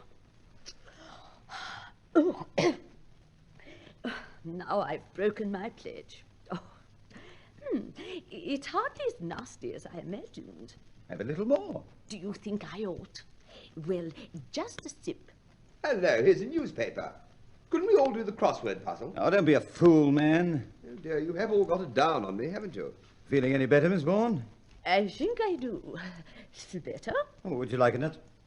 Good heavens, she's drunk the lot. What? But it was full to the brim. Do you know, it's a strange thing, but in spite of all these terrible happenings, I'm beginning to feel happy, quite happy. Charles, what are we going to do with her? Miss Bourne, wouldn't you like to lie down? I'm perfectly comfortable, dear, against your shoulder. No, you'd better lie down on the table. Extraordinary good medicine. I should recommend it to the vicar. Made me feel quite sleepy. Now, come along, Miss Bourne. We'll put you to bed on the table. Young man, you forget yourself. I've got a beautiful bed of my own with brass knobs on. Quick, hold her up. Is she all right? Oh, I say, does she look all right? She's fainted, I think. Here, help me put her up on the table. Take her feet. That's it. Oh, it's all right. She's fallen asleep. It's just as well. She may sleep right through till daylight. Oh, look here. I've just thought of something. Congratulations, old boy. What is it? There must be a telephone somewhere. So there is, but it doesn't work. I've tried it. Now, what the deuce? Who's that? No, don't open it, Charles. I'm going to see who it is. No, Charles. All right, I'm coming. Who on earth are you? Tell me, has it come? I don't quite follow you. You know, you must know. I'm sorry, but I... Listen, I want you to help me. Will you help? Hide me from them. Hide me, please. Hide you from whom? Don't let them take me back. I can't go back. I can't. Julia, where are you? Here they are. What shall I do? Help me. It's all right. We won't let anyone hurt you. Then let me hide. In there. No, not in the ticket office. Anywhere but there. Then where can I go? Julia! They're coming, I tell you. Get behind the door. I'll keep them away. Now, quick. Julia! She's in here somewhere, Sterling. Well, I'm hanged. Who the devil are you people? I suppose you're surprised to find us here. Very. Well, we missed a connection, and so we have to wait for the next train. There isn't any next train. Exactly. And now perhaps you'll give us some explanation of your unexpected entrance. Oh, yes. My name's Price. This is Dr. Sterling. We're looking for my sister. Your sister? Has she run away from you? In a way, yes. Have you seen her? But why should she run away? Why should she come here? That is not a matter I wish to discuss with strangers. She's here somewhere, Sterling. Look in the other room. Stop, you can't go in there. Why not? Go on, she's in there. She must be. Price, shut that door. I'm going into the office. I give you my word of honor, she's not there. Here she is, behind the door. It's no good. I can't come back. You know I can't. Come along, Julia. Well, let's get out of here, quick. What's the use of talking? I must stay. I can't help myself. No, don't touch me. If she won't come, we must take her. Excuse me, this lady has put herself under our protection. Who the devil asked you to interfere? You'd better explain to them, Price. No good trying to ride roughshod. Julia, come and sit by the fire. Oh, very well. Now listen to me, you people. You've heard the story about this place, haven't you? We've heard the ghost story. Is that the one? Yes. Now, please don't let my sister worry you. She suffers from, well, delusions at times. It's all this infernal ghost train business. Several years ago, she thought she saw the train. I did see it. You know I did. There, Julia. Quietly now. You see, gentlemen, she's Cornish and believes in ghosts. There's something psychic about her. Anyway, she thought she saw the train, and it was a great shock. It upset her permanently. Some night she has the idea that the ghost train will run, and she feels she must see it again. A morbid fascination. I hope you understand. Yes, I think I do. It will come tonight. I know it will. Nonsense, Julia. I know it. I feel it. I'm never wrong. That night the tramp died, I felt it then. How did you people get to know the story? The station master told us the yarn. Old Saul Hodgkin. Where is he now? Saul Hodgkin? Was that the old boy's name? Where is the man? Well, something rather strange has happened. Or rather unpleasant. He told us the story, said it wasn't safe for us to stay here, and then started to go home. Then we heard a noise, and when we opened the door, we found him collapsed against it, dead. I knew it. What did I tell you? Do you think there's some supernatural force at work? Yes. Why, that's where they found poor Ted Holmes lying outside the door. Steady, Julia. Look here, gentlemen, I'm a doctor. Where is this poor chap? Oh, we carried him into the ticket office. All right, I'll go and examine him. I'll come with you. We put him over here. He's gone. Here, is this a joke? Where do we laugh? We carried him in there ourselves. Well, there's no other door, no window. Oh, and come back to the others. We've got to settle this at once. Well, Doctor? There's no one there, Price. I don't appreciate this sort of joke, especially considering my sister's state of health. I've got it. I've got it. It was Ted Holmes. What are you suggesting? It's all terribly clear. Don't you know that Ted Holmes was a short man with a beard very like Saul? I'll stake my life that at this moment old Saul is safe at home in bed.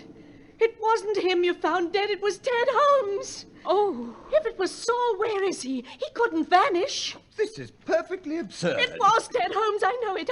Sterling, we've got to get her out of here somehow. Yes, come along, Julia. I won't. You're trying to drive me mad. You know as well as I do that the ghost train will come. You can kill me, but I won't go. Enough of this, Don't Julia. touch me, go away. All right, steady, Price. And now Act 2 of the General Motors Hour production of The Ghost Train. Listen to me. Why don't you clear off and leave her to me? I can manage her better. I'll get her away. And if not, I'll let her stay here. The train won't come, and that may put an end to these attacks of hers. All right. Julia, I'm going. I'm hanged if I'm going to mess about here all night. Good night, all. Good night, old boy. I'm going to stay. I've got to. The place terrifies me. This room is full of eyes. They all stare at me, stare and stare and stare. You all think I'm mad, don't you? No, Miss Price, we want to help you. You won't help. You're as afraid as I am, but you won't own up to it. Now, look here, you people. I really think it'd be better if you followed Mr. Price's example and cleared out. It's only about 5 miles to the farm. What do you think about it, Peggy? Well, just as you like, Charles. It's still raining, you know. Well, better to risk a wetting than, well, bring on any further unpleasantness. I think he's right, darling. All right, we'll go. Oh, but I say, old thing, just one fleeting moment. Well? How about the Countess? Countess? Yonder, sleeping on the table. Good Lord, yes. I'd forgotten about her. We'd never get Miss Bourne to walk 5 miles. Well, what's the matter with her? She was a bit scared just now, so we gave her some brandy. And she put the whole jolly lot away in one fell swoop. Drunk, is she? Oh, she isn't really used to it, Doctor. Well, I don't know so much. A capacity like that can't be acquired in a moment, old thing. Don't call me old thing. You see, it puts us in a quandary, Doctor. We can't leave her here. I'll look after her, don't you worry. I say, I've got a magnificent idea. I'm not going to walk 5 miles in this rain for any ghost. I'll stay here with Dr. Sterling and help look after Miss Bourne. Quite unnecessary. Oh, but I'd like to stay, you know. You go with the others, old man. It's much better. Not at all. I think we'd better all stay. Yes, Charles. Not afraid, are you, darling? Of course not. All right, that's settled. We stay. In my opinion, you're being very unwise. To go and miss a sporting affair like this? You know, it does remind me of those people who spent the night in the haunted mill. Look, they hadn't been in the place half an hour when they heard... Yes? Yes, what did they hear? Oh, Miss Price, I thought you were going to sleep. Oh, yes. Well, as a matter of fact, they Once and for all, we don't want that story. Oh, it's quite a drawing-room one. Listen, gentlemen, my advice is to take the ladies away from here You and... say that when it comes, you hear the bell ringing dismally, frightfully. I wonder if the bell will ring tonight. Steady, Julia, steady. Yes, it will come. It'll be here soon. I can feel it. Look! Look! What is it? Julia, quiet. Look! There's Ted Holmes coming out of the office. Can't you see him? There's no one there, my dear. There is. There is. He's coming straight for you. He's going to the door. Move away, quick! Let go of my arm. No, he's opening the door. Charles! Good heavens, All the door right, is supposed Julia, all right. It's only the wind. Then, for heaven's sake, shut the door. Oh, queer business. So much for your ghost, Julia. Now, look here, Doctor. Can't you do something about this girl? It's not fair on my wife. Yes, Julia, you'd better come into the office. Come along, it's quieter there. I shall still hear the train in there. Yes, yes, my dear. Now, here's a nice, comfortable chair for you. I say, this is all dashed queer, huh? We've got to get together about this, Charles, old boy. Don't you start now. No, I've got a sort of presentiment. I feel we're not over the worst of this yet. There's nothing like being optimistic. Well, I'm trying to be, don't you know, but I feel pretty sure the worst is yet to come. Oh, don't talk rot, man. Well, I don't know that it is rot. Now, I want you to promise me something, would you, old boy? It depends what it is. I want you to promise that if anything unpleasant happens, you'll be guided by me. I wouldn't have thought you were the right man in a crisis. Oh, but you never know, old thing. Between you and me, Mrs. Murdoch, I'm not such an arse as I look. I didn't think you could be. Oh, thanks awfully. No, as a matter of fact, I'm quite a cute bird. Now, I want you to back me up, old boy. Back you up? What are you going to do? Well, now, that's the funny part. I haven't the foggiest. Oh, I wish you'd stop trying to be funny. My dear old soul, I'm deadly serious. I want to give you something. Give me your hand. What the deuce is it? Take this, old boy. No, don't look at it now. Put it straight in your pocket. Now, have you got it? Yes, but... Mum's the word. Now, I want you to hold on to it. Don't show it to a soul. Now, then, into your pocket. What is it, Charles? Shh. It's a deadly secret. You understand, old boy? No, I don't. No, of course not. Neither do I. But promise to use it as I tell you. I shall use my own discretion. I say I wouldn't do that. What's all the secrecy about? Shh. Oh, I can't bear it in there. It's all right, Julia. It's over now. Over? Why, it hasn't started. I don't want to frighten you people, but I know what's going to happen. I can feel it. Listen. I can't hear anything. There it is again. It's only the wind. Perhaps.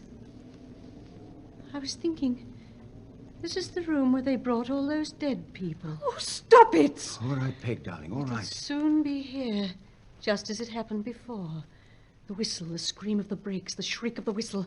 Louder, louder. Oh, it's awful, it's awful. And I have to see it again. Then come away, Julia. Oh, no, it won't let me. But you others, why don't you go away and leave me? Because we're not afraid. That makes it all the more dangerous. Why don't you take my advice? Oh, you think I'm mad. I'm not mad. When the train comes... The train can't come. It came that night, thundering down the valley. And the brakes jammed on, jarring, tearing. Well, I'll believe it when it comes. Tearing of the brakes, the shriek of the whistle. And a dead man lying on the platform. The roar louder and louder, and then into the river below. Crash! Why don't you go? There's still time. The train won't come. It's impossible. And for heaven's sake, stop your ears. Don't look at it. I'm warning you. Remember what happened to me. What's that? The bell. The signal bell. Now will you believe me? Charles, something's happening. There are more things in heaven and earth, Horatio. Eh, my friends? Oh, the wind must have done that. No. No, the signal bell, it always rings. But hang it all, this is the 20th century. Charles, what's the time? 1 minute to 12. What's that? I heard nothing. I thought I heard a train whistle. Imagination. It's coming. It's coming. I'll go out and see. No, stop! There it is. By gosh, she's right. I say that's the train. Yes, I knew it. Oh, Charles, it's coming. Steady, old girl, I'm with you. Thundering down the valley. It's coming. It's coming, listen. Well, I'm going out to see it. And the door's stuck. I can't open it. Hang on, I'll give you a hand. Oh, no, it's locked. Locked? But it can't be. Listen! I've got to see it! I've got to see it! Hold her, someone! She's on the table. I must see it! Smash the window! I must see it! Ah!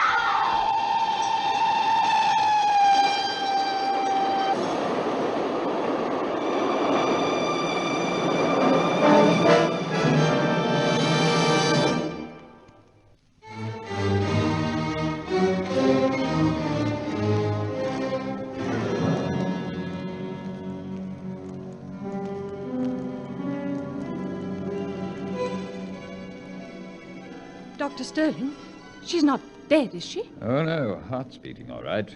Faint, but steady enough. Don't you know what's the matter? I don't. Except that she fell off the table when the train went through and probably hit her head on the floor. Maybe concussion. I think she's fainted, that's all. She's had these strange turns before. Seems like a stroke of some sort, but so many symptoms are missing. What symptoms are missing? You wouldn't understand, young man. Oh, tell me and see. What difference does it make? Well, just idle curiosity. I mean, suppose we all have strokes. It'd be useful to know when they're coming on, what? Oh, you're a prize idiot. Of course, all this bears out the story of the ghost train. Anyone who sees it dies. Oh, my dear old boy, she's not dead. No, not yet. But she's very ill. Charles, can't we get away from here? All right, Peggy. Bear up. We can't yet. The door's locked. Oh, it seems that this train doesn't like being looked at. But how could that make this girl ill? Well, it's no good puzzling about it. We're up against something too big for us. Until tonight, I thought the legend a silly local yarn, but now... You really think there's something supernatural? Well, what about old Saul? If it was really him you found dead, how did his body get out of the ticket office? There's no window. What about the skylight? Since when have corpses been able to fly? Well, since tonight, old boy, it appears. Is she coming round? You're right. Julia, What am I doing here? it's all right, Julia. Now, quietly. Don't you remember? You fell off the table. Oh, how my head aches. Fell? Who fell? You did, Julia. Fell. Yes. Yes, I'm beginning to remember. It was the train. I thought it would come. Oh, how silly. I have these bad turns sometimes. I ought to have known there was nothing in this ghost business. What do you mean, nothing in it? I ought not to have given way and frightened you. But the train did come. You saw it. There wasn't any train. You know I didn't see anything. Well, now, look here, Elvis. Leave her alone. She's not well. Can't you see how ill I am? It's cruel asking so many questions, trying to make a fool of me. It's horrible to torture me like this. Look, it's no good arguing anymore. We've got to get away from here. If we can. If only I'd gone with my brother. Charles, why didn't we go? Listen. What's that singing? Quiet. Quiet. Rock of Ages. You know who that is? It's Ben Isaacs. I say, let's ask him to open the door. Are you mad? Suppose it is Ben Isaacs. Yes. Now, who the deuce is he? You heard the story. He went mad. Came back to the station with a red lamp. Look! Through the window. A red lamp. It is Ben Isaacs. Oh, stop it. Stop it. He's coming in. Don't move, anybody. Now, look, I'm going to settle this. Give me that chair. What are you going to do? Smash the door down. No, don't. Don't. The lamp's gone. Listen. Not a sound. He's gone. By Jove, I wish I knew what the game was. What did you make us stay here for? He's coming back. There's the lamp again, at the window. Charles, I can't stand much more of this. He's trying to get in. We've got to do something. This girl will go mad. He's gone now. I say, you fellows, listen to me. Oh, don't you start now. We've had enough from you. Now, hold your horses. Nothing to get excited about. Julia, do you feel well enough to walk? Oh, yes. Yes, I'll do anything to get away. Then let's all get out of here. Come on. Where can we go? Anywhere. There's a barn down the line. A shed will do. Anything. Oh, but what about Miss Bourne? We must wake her. Someone can carry her. I'll do it. We must get away. But my dear old things, you've forgotten something. What?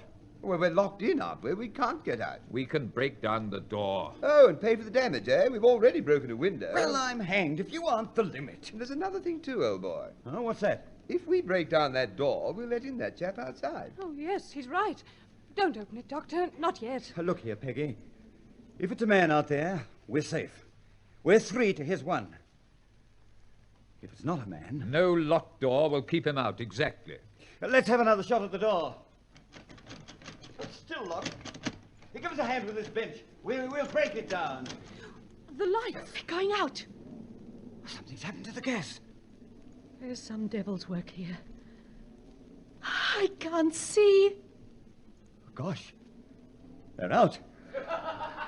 Charles, where are you? Here, Peg. All right, darling. Something touched me. All cold. Stand still, everyone. Are you all right? Oh, that smell of gas. It must be on again. Strike a light, someone. Oh, wait a minute. Box of matches somewhere. Here. Now then, where's the gas bracket? Ah, there we are. Thank heaven. What's in thunder? Look! The door, it's wide open. Come on, now's our chance. Let's make a dash for it. Oh, wait a second, old boy. Oh, stop fooling. I'm going outside. I'll see if the coast is clear. We'll have to wake Miss Bourne up. I'll do it, Charles. There's no one about. We're safe. Peg, can you carry a bag? And I'll lift Miss Bourne. Now, ladies and gentlemen, if Are you starting again? Look, I want you all to listen to me and take my advice. Oh, you're a fine one to give advice. Exactly. Well, what is it? Well, I bags none of us go. Let's all stay here. Ah, good heavens, listen to the fool. Stay here. Not for me. Oh, why ever not? Because we're in danger. We're up against some devilish thing. Heaven knows what will happen if we stay here. It was different when the door was locked, but now... Oh, jolly fine, old boy. But in spite of it all, none of us has been hurt. What about Julia? Well, she's all right now. We're not staying here a moment longer. Am I right? Yes, it's crazy to stay. Mrs. Murdoch? No, let's go. Then come along while we've got a chance. You, Murdoch, wake that woman up. Bide a bit, Prince Charming. Leave the Sleeping Beauty alone. I'll stay and look after her. What? Well, you'll do the old girl in or something, digging her out at this hour. And she won't wake till morning. That brandy of mine was something very special. I don't follow you. Well, it's quite easy. I'll stay here with her. But aren't you afraid? Oh, my dear lady, I'm scared to a positive pulp. Then why on earth would you... Because there's all the difference in the world between being afraid and running away. What would my people say if they knew I'd been running about all night, grinning like a dog, and getting my trousers muddy out of sheer funk? You mean that we're cowards? Oh, I didn't say so. You the ladies to consider. Oh, look here. You've been saying, look here, ever since we arrived in this beastly place. I don't want to influence you either way. You do as you like, and I'll do as I like. All okay? We may not get a chance later. All right, then you run along, my little man. You're running us all into grave danger. You've no right. It's heartless. Too true, old thing, too true. You run along, and I'll stay and look after Miss Bourne. But we must think of her safety, too. Very well. Take Miss Bourne with you, and may the marriage bells ring out right merrily. But you can't stay. It isn't safe. Oh, I'm deeply touched that you should be so anxious for my safety. No idea I was so popular. Now, look, enough of this. You're coming. On the contrary, my dear sir, I'm not. But why not? Because I happen to be a silly, obstinate ass. And when a silly, obstinate ass like me makes up his silly, obstinate mind, he usually gets his silly, obstinate way. Once and for all, you're not staying here alone. Oh? What are you going to do about it? Take you by force, if necessary. I think not, you know. Sit down again, Peggy. We're going to have this out all over again. Just why have you made up your mind to stay here? Oh, idle curiosity. What about? I want to see what happens next. And you'll risk your life and reason for that. Quiet, Julia. Now, look, the chap's gone mad. It's our duty to take him with us. Just a minute, Doctor. There's more in this than meets the eye. I believe you know something. Who, old boy? You. Me? Yes. Well, I do, I'll tell you. I am going to wait here and see that train come back. What train? The train that went through an hour ago. It won't come back. How do you know? There's nothing in the story to suggest it. And if it did come back, it might mean death for all of us. Take warning by what happened to me. Well, that's just it, old girl, I have. Don't listen to him, Dr. Sterling. Come away from here. It'll be too late if we... Look through the door. Who is it? Look. Who is it? It's the man with the red lamp. Ben Isaacs. You sure, Julia? Didn't you see? Oh, it's so dark out there, it's hard to see anything. I saw him all right. He had a driver's cap pulled over his eyes and... And a dead white face and a beard. That's Ben Isaacs. He's there again! Charles, don't let him in. I say, you out there, ghost old boy. Stop where you are! What are you doing? He's got a revolver. Stop! Got him, I think. Come on! Charles, come and take this lamp. Did you get him? I'll have a look. There's blood on it. Ghost or no ghost, I winged him, all right. But where is he? Gone wherever ghosts go to when they're hit. Now, come along, come inside. No need to look for him now. What the devil do you think you're doing, man? You'll soon see, Dr. Sterling. The train. Did you hear it? Listen. It's coming back. It's coming back, all right, but don't worry. I've laid one ghost. Let's see what we can do with this one. Where are you going? Switch the ghost train into the siding. Stop him! Stop! Stop where you are, Sterling. Up with your hands. But I Put your hands up, I said. Charles, where's that revolver I gave you? In my pocket. Then take it out and watch this devil until I come back.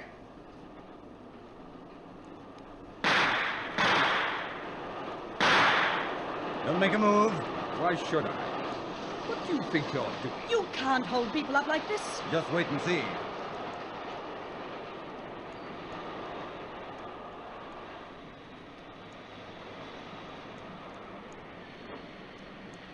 Well, that's that. Just got to the switch in time. Your famous ghost train is running into the siding.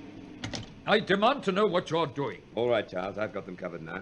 Thanks. You can't treat me like this. Quiet. All right, Constable, bring them in here. Into the waiting room. Charles, open the door. Who are these men?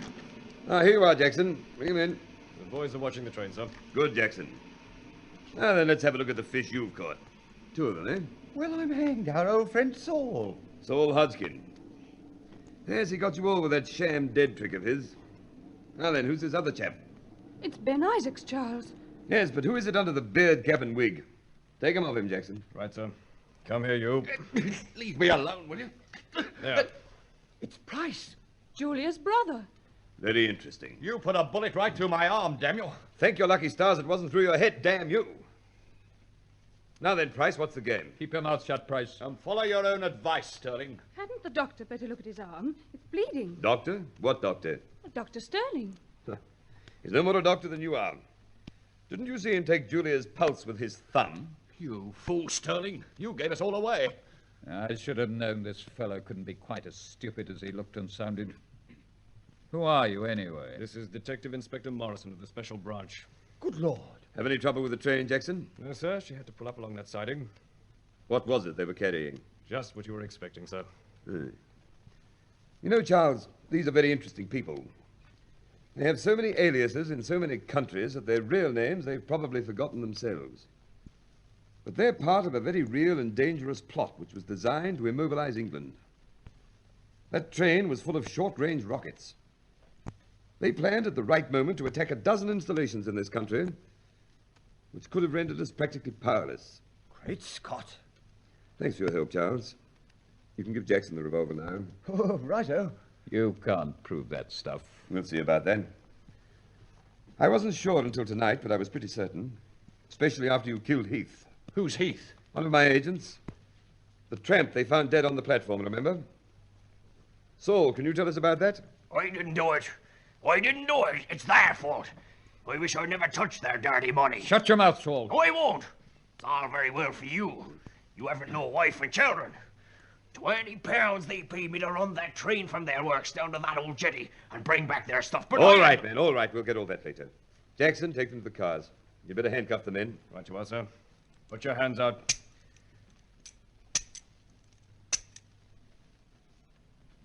Right. Right, Constable, open the door. Saul first. All right. I be coming. You haven't finished with us, Morrison. Well, rather not. See you in court. Shall you be long, sir? No, Jackson. Keep the cars running. Goodbye, Julia. You should have forgotten crime and got on the stage. Well, you've won, Morrison. You're quite cute, really. Not bad as a brain, either. When I come out, I wouldn't mind teaming up with you. You're wasted where you are. Goodbye. See you at the session. Come on. Phew. So that's that. I can't believe it. I'm hanged if I can understand the business yet. Oh, it's quite simple, really. We've had our eye on these people for some time. We knew they didn't mean to act yet. They were just getting everything ready. But it was a deadly serious threat. Their operation here was beautifully simple and well organized. They started this clay works of theirs at Foul Vale because it's a nice out-of-the-way spot. There aren't many of them left these days. Easy enough to smuggle things into the country here, and almost anything can be hidden in clay. They ran this train about once a month because trucks would have aroused suspicion in such a quiet place. Yes, but how did they get the stuff here at all? Oh, from Europe by boat. I see. Pretty smart. How about this ghost business? Did they make it all up? Oh, no, not a bit of it. The accident did happen, and there's a strong local superstition about the ghost train. Well, that made their job a lot easier, because people round here have been taught for years to run miles if they hear a train in the night. But why did they keep telling us about it? Well, naturally, they didn't want anyone on the station tonight. Their cargo might have been spotted, or the bottom knocked out of their ghost story. Oh, and when old Saul couldn't get rid of us, they tried scaring us out. Exactly. And incidentally, old Saul must be more active than he looks to have got out of that skylight. Must have moved like a cat, too, because I was alert enough and I didn't hear him. What did he do you think, after he got out? Well, the obvious thing. When Saul found we wouldn't go, he went off to Price's house and told them we were here. Price's house is only half a mile away, not 5 miles. And back they all came to put over that crazy stuff. But why didn't Saul send us off to Price's if it was so near? Oh, good heavens, they didn't want us there either. This was their busy night. But where does Julia come in? Well, I don't quite know yet. She was one I had no tag on. Oh, but we'll find out. One thing you can be sure of, she's not Price's sister. Well, all I'm kicking myself for is that I seem to do everything I could to hinder you. I'll think nothing of it. You were a great help, really. Oh, look, Miss Bourne's waking up. Oh, what's the matter? Why aren't you all asleep? How do you feel, Miss Bourne? Oh, my head. Awful. Well, we'll soon have you right. There's a car outside to take you to Truro. You're quite safe now, Miss Bourne. Oh, I'm so glad nothing exciting has happened. Nothing exciting?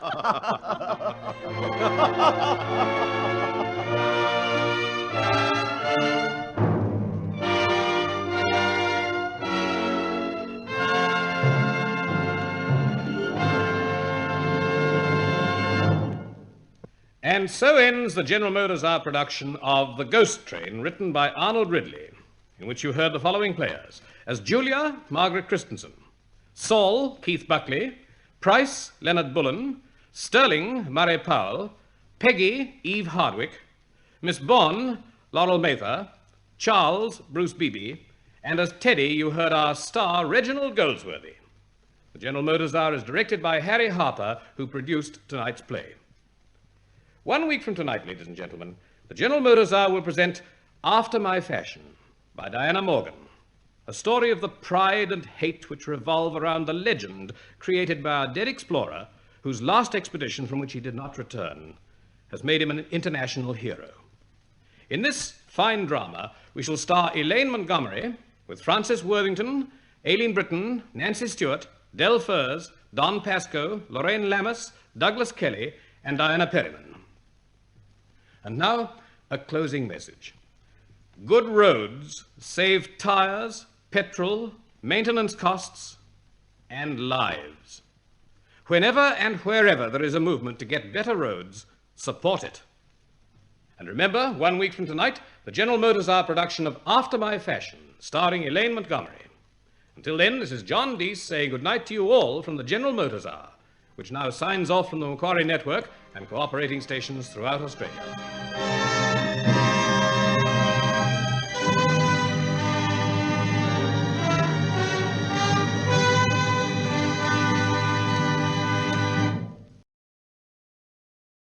The General Motors Hour.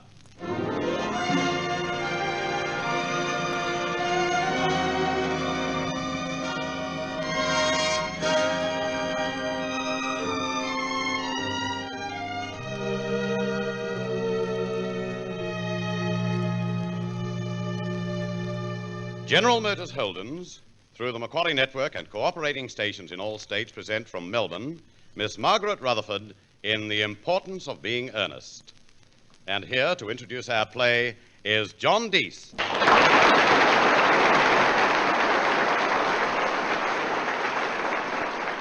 Good evening, ladies and gentlemen. It is a great pleasure to welcome Miss Margaret Rutherford to the Melbourne stage of the General Motors Hour. In so many films, she has endeared herself to us that her personality has become a cherished possession. And long before any of us met her, we had come to regard her as an old friend. But apart from the roles we have seen on screen, Miss Rutherford has had a distinguished stage career. And tonight, she is starring in one of her favorite roles, that of Lady Bracknell in Oscar Wilde's famous comedy, The Importance of Being Earnest. Just before coming to Australia to appear for the Elizabethan Theatre Trust in the happiest days of your life and time remembered, she had a highly successful tour with this world-renowned play.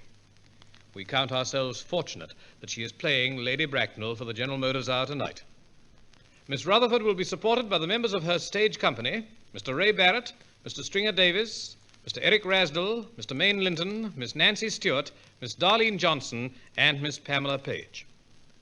Ladies and gentlemen, Act 1 of the General Motors Hour production, The Importance of Being Earnest.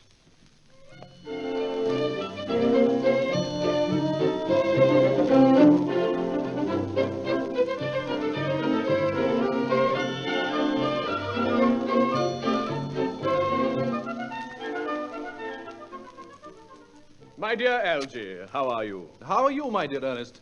What brings you up to town? Oh, pleasure, pleasure. What else should bring one anywhere? Where have you been since last Thursday? Oh, in the country. By the way, Shropshire is your county, is it not? Shropshire. Yes, of course. Hello, why all these cups? Why cucumber sandwiches? Why such reckless extravagance in one so young? Who is coming to tea? Oh, merely Aunt Augusta and Gwendolen. How perfectly delightful. I'm afraid Aunt Augusta will not quite approve of you being here. May I ask why? My dear fellow, the way you flirt with Gwendolen is perfectly disgraceful. It is almost as bad as the way Gwendolen flirts with you. I am in love with Gwendolen. I have come up to town expressly to propose to her. I thought you had come up for pleasure. I call that business.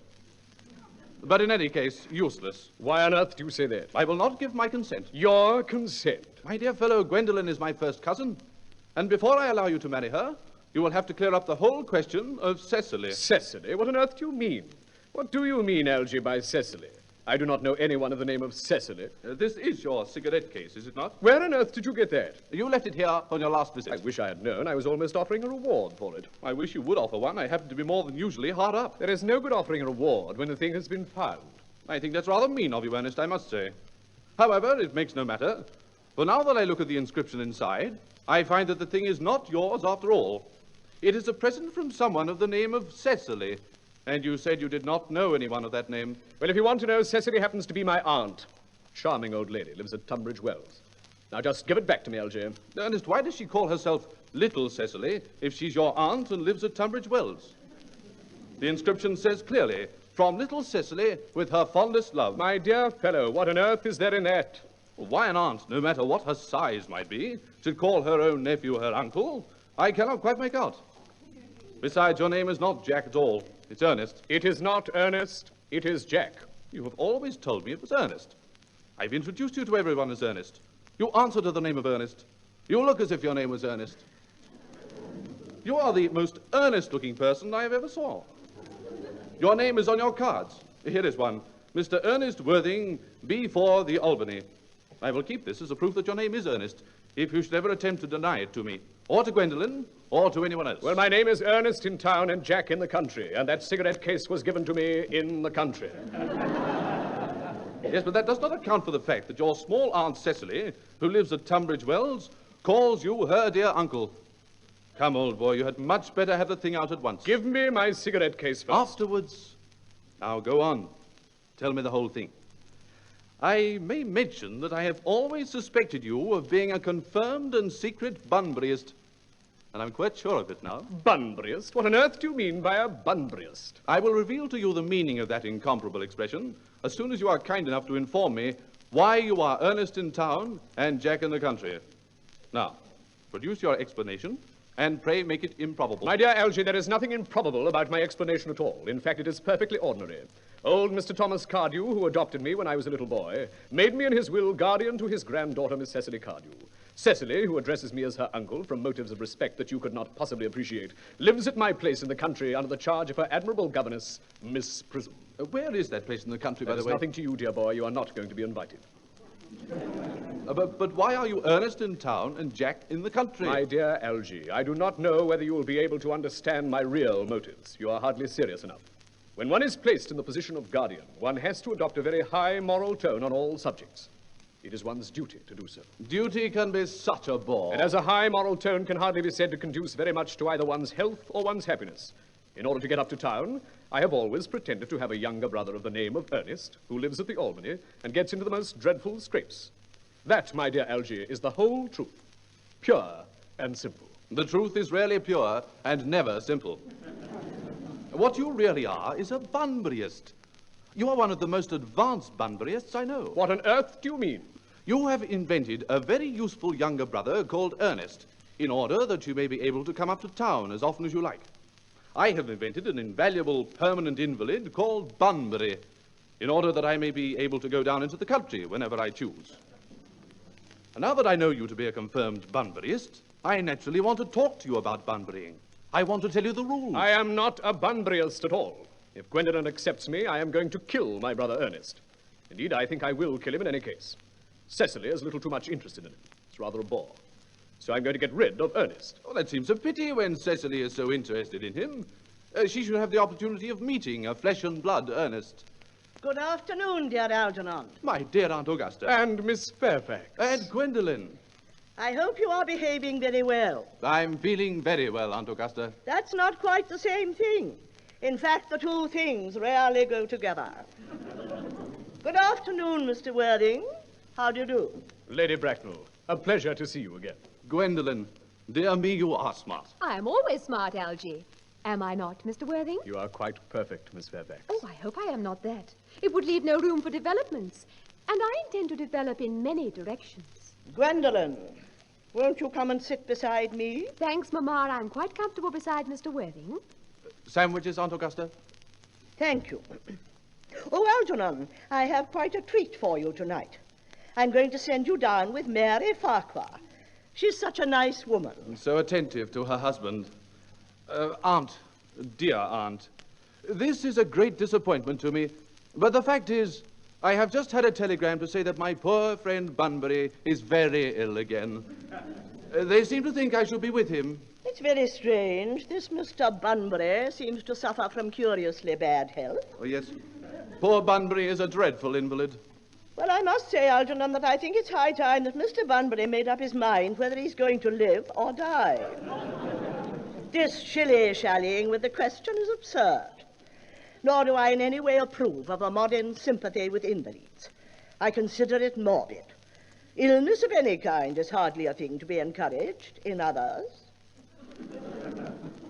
I'm always telling that to your poor uncle, but he never seems to take much notice as far as any improvement in his ailment goes. I should be much obliged if you would ask Mr. Bunbury from me to be kind enough not to have a relapse on Saturday, for I rely on you to arrange my music for me. It's my last reception, and one wants something that will encourage conversation, particularly at the end of the season, when everyone has practically said whatever they had to say, which in most cases was probably not much. I will speak to Bunbury, Aunt Augusta, if he is still conscious, and I think I can promise you he will be all right by Saturday. Now, if you will come along to the next room with me, we'll run over the music for your program. Thank you, Algernon. I'm sure the program will be delightful. After a few expurgations, eh, my dear aunt? Charming weather, Miss Fairfax. Pray do not talk to me about the weather, Mr. Worthing. Whenever people talk to me about the weather, I always feel quite certain that they mean something else. I do mean something else. I would like to take advantage of Lady Bracknell's temporary absence. I would certainly advise you to do so. Thank you. Miss Fairfax, ever since I met you, I've admired you more than any girl I have ever met since I met you. I am well aware of the fact, and I often wish that in public, at any rate, you had been more demonstrative. For me, you have always had an irresistible fascination. We live, as I hope you know, Mr. Worthing, in an age of ideals. My ideal has always been to love someone of the name of Ernest. You don't say, Miss Fairfax. I do, Mr. Worthing. There is something in the name of Ernest that inspires absolute confidence. The moment Algernon mentioned to me that he had a friend called Ernest, I knew I was destined to love you. You really love me, Gwendolen. Passionately. But you do not really mean to say that you could not love me if my name was not Ernest. But your name is Ernest. Yes, I know it is. But supposing it was something else, do you mean to say you could not love me then? Personally, darling, to speak quite candidly, I do not much care about the name of Ernest. I do not think the name suits me at all. It suits you perfectly. It is a divine name. It has a music of its own. It produces vibrations. Well, really, Gwendolen, I must say that I think there are lots of other much nicer names. I think Jack, for instance, a charming name. Jack? Oh, no, there is very little music in the name Jack, if any at all. It produces absolutely no vibrations. The only really safe name is Ernest. Gwendolen, I must get christened at once. I mean, we must get married at once. There is no time to be lost. Married, Mr. Worthing? Well, surely. You know that I love you, and you led me to believe that you are not indifferent to me. I adore you, but you have not proposed to me yet. And to spare you any possible disappointment, Mr. Worthing, I think it only fair to tell you quite frankly beforehand that I am fully determined to accept you. Gwendolen. Yes, Mr. Worthing? What have you got to say to me? Gwendolen, from my knees. Will you marry me? Of course I will, darling. Mr. Worthing. Lady Bracknell. Rise, sir, from this semi-recumbent posture. It is most indecorous. Mamma, I must beg you to retire. This is no place for you. Besides, Mr. Worthing has not quite finished yet. Finished? What, may I ask? I am engaged to Mr. Worthing, Mamma. Pardon me, you are not engaged to anyone. An engagement should come on a young girl as a surprise, pleasant or unpleasant as the case may be. It is hardly a matter that she could be allowed to arrange for herself.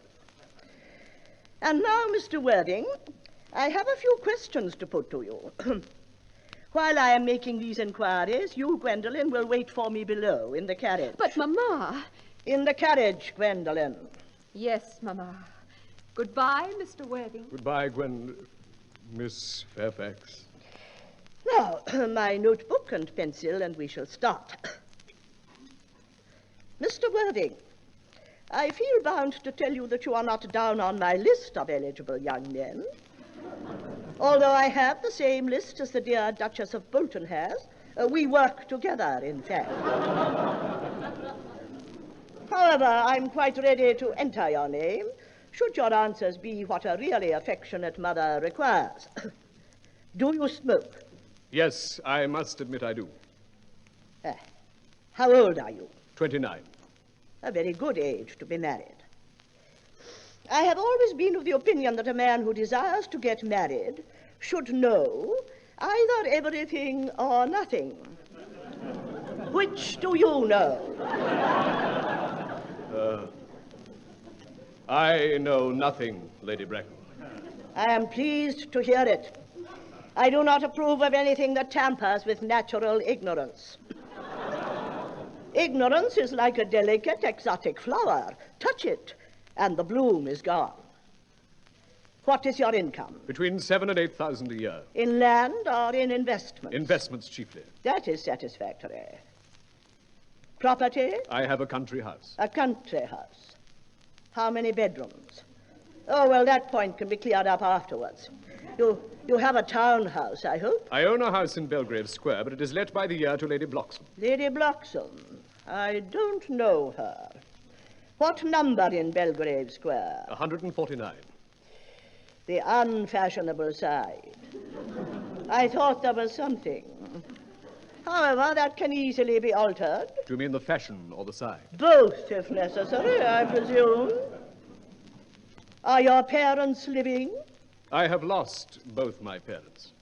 To lose one parent, Mr. Worthing, may be regarded as a misfortune. To lose both looks like carelessness.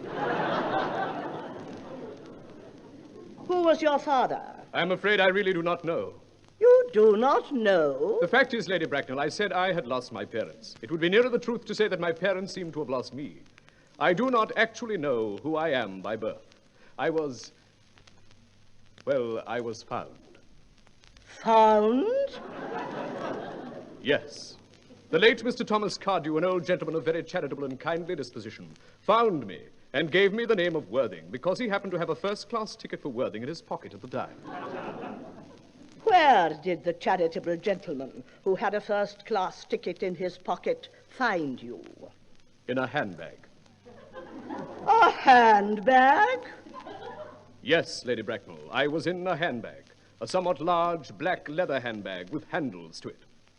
An ordinary handbag, in fact. In what locality did Mr. Cardew come across this ordinary handbag? In a cloakroom at Victoria Station. It was given to him in mistake for his own. The cloakroom at Victoria Station? The Brighton line. The line is immaterial.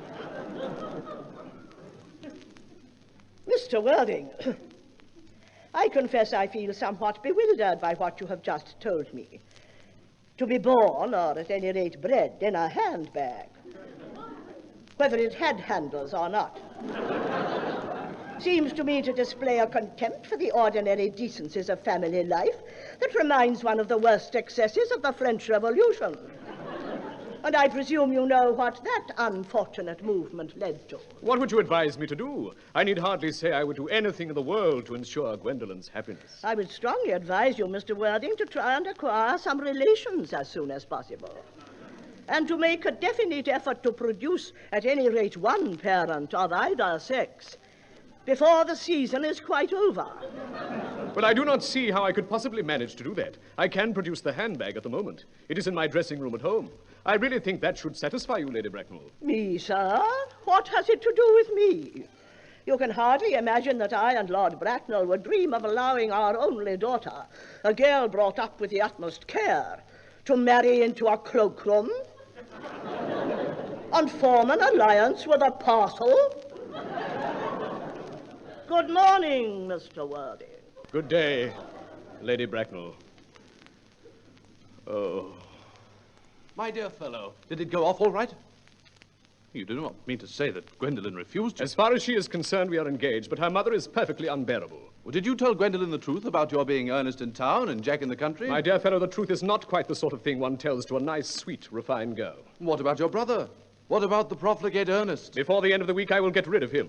I will say he died in Paris of apoplexy. Lots of people die of apoplexy quite suddenly, do they not? Yes, but a chill, a sudden chill would be better. Very well, then. My poor brother Ernest is carried off suddenly in Paris by a severe chill. That gets rid of him. But I thought you said that Cecily Cardew was a little too much interested in your poor brother Ernest. Won't you feel his loss a great deal? Cecily is not a silly romantic girl. She has got a capital appetite, goes long walks, and pays no attention to her lessons. I would rather like to see Cecily. I shall take very good care that you never do. She is excessively pretty, and she is only just 18. Mr. Worthing? Gwendolen! Miss Fairfax. Gwendolen, are you not supposed to be off with your mother? She can wait. I had to come back. Algy, turn your back. Do not look. I have something very particular to say to Mr. Worthing. Say on. My own darling. Ernest, we may never be married. From the expression on the Ma's face, I fear we never shall. But even though I may marry someone else, and marry often, nothing can alter my eternal devotion to you. Dear Gwendolen. The story of your romantic origin, as related to be my mamma with unpleasing comments, has naturally stirred the deeper fibers of my nature. Your Christian name has an irresistible fascination. Your town address at the Albany I have. What is your country address? Well, the Manor House, Woolton, Hertfordshire. Ah, the Manor House, Woolton. Thank you, Ernest. I will write to you every day. My own one. How long do you remain in town? Till Monday. Good. Algy, you may turn round now. Thanks. I have already. Goodbye, my darling. My ideal. My Ernest. Goodbye. Goodbye, my own one. Very touching. Very. My dear fellow, I have suddenly come to a decision. I'm going Bunburying. What? Bunburying. I shall probably not be back till Monday. What on earth are you so amused at? Oh, I'm a little anxious about poor Bunbury, that is all.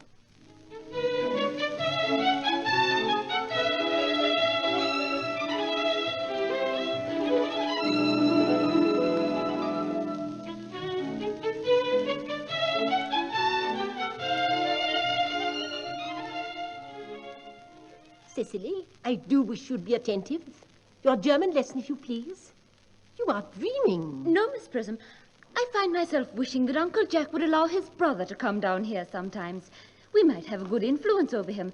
I am sure you would, Miss Prism. I do not think that even I could produce an effect on a character that, according to his own brother's admissions, is irretrievably weak. Oh, look, there is dear Dr. Chasuble coming up through the garden. Is he? Really? Oh, dear. Dear Dr. Chasuble. Oh, Doctor, this is indeed a pleasure. Miss Prism, Cecily, and how are we this morning? Miss Prism has just been complaining of a slight headache. What? I think it would do her so much good to have a short stroll with you in the park. Oh, yes. I mean, I haven't a headache. No, Miss Prism, but I felt instinctively that you might have. Indeed, I was thinking about that and not about my German lesson when the rector came in. I hope, Cecily, that you are not inattentive. Oh, I'm afraid I am. That is strange. Were I fortunate enough to be Miss Prism's pupil, I would hang upon her lips. I spoke metaphorically. My metaphor was drawn from the bees.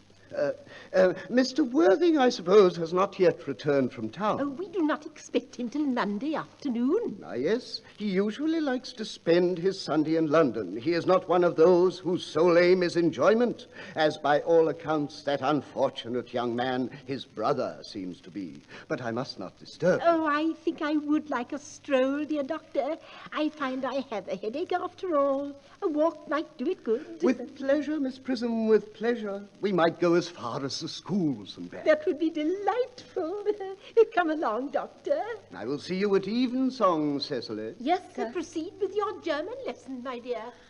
Horrid, horrid German. Beg pardon, Miss Cecily. What is it, Merriman? Mr. Ernest Worthing has just driven over from the station.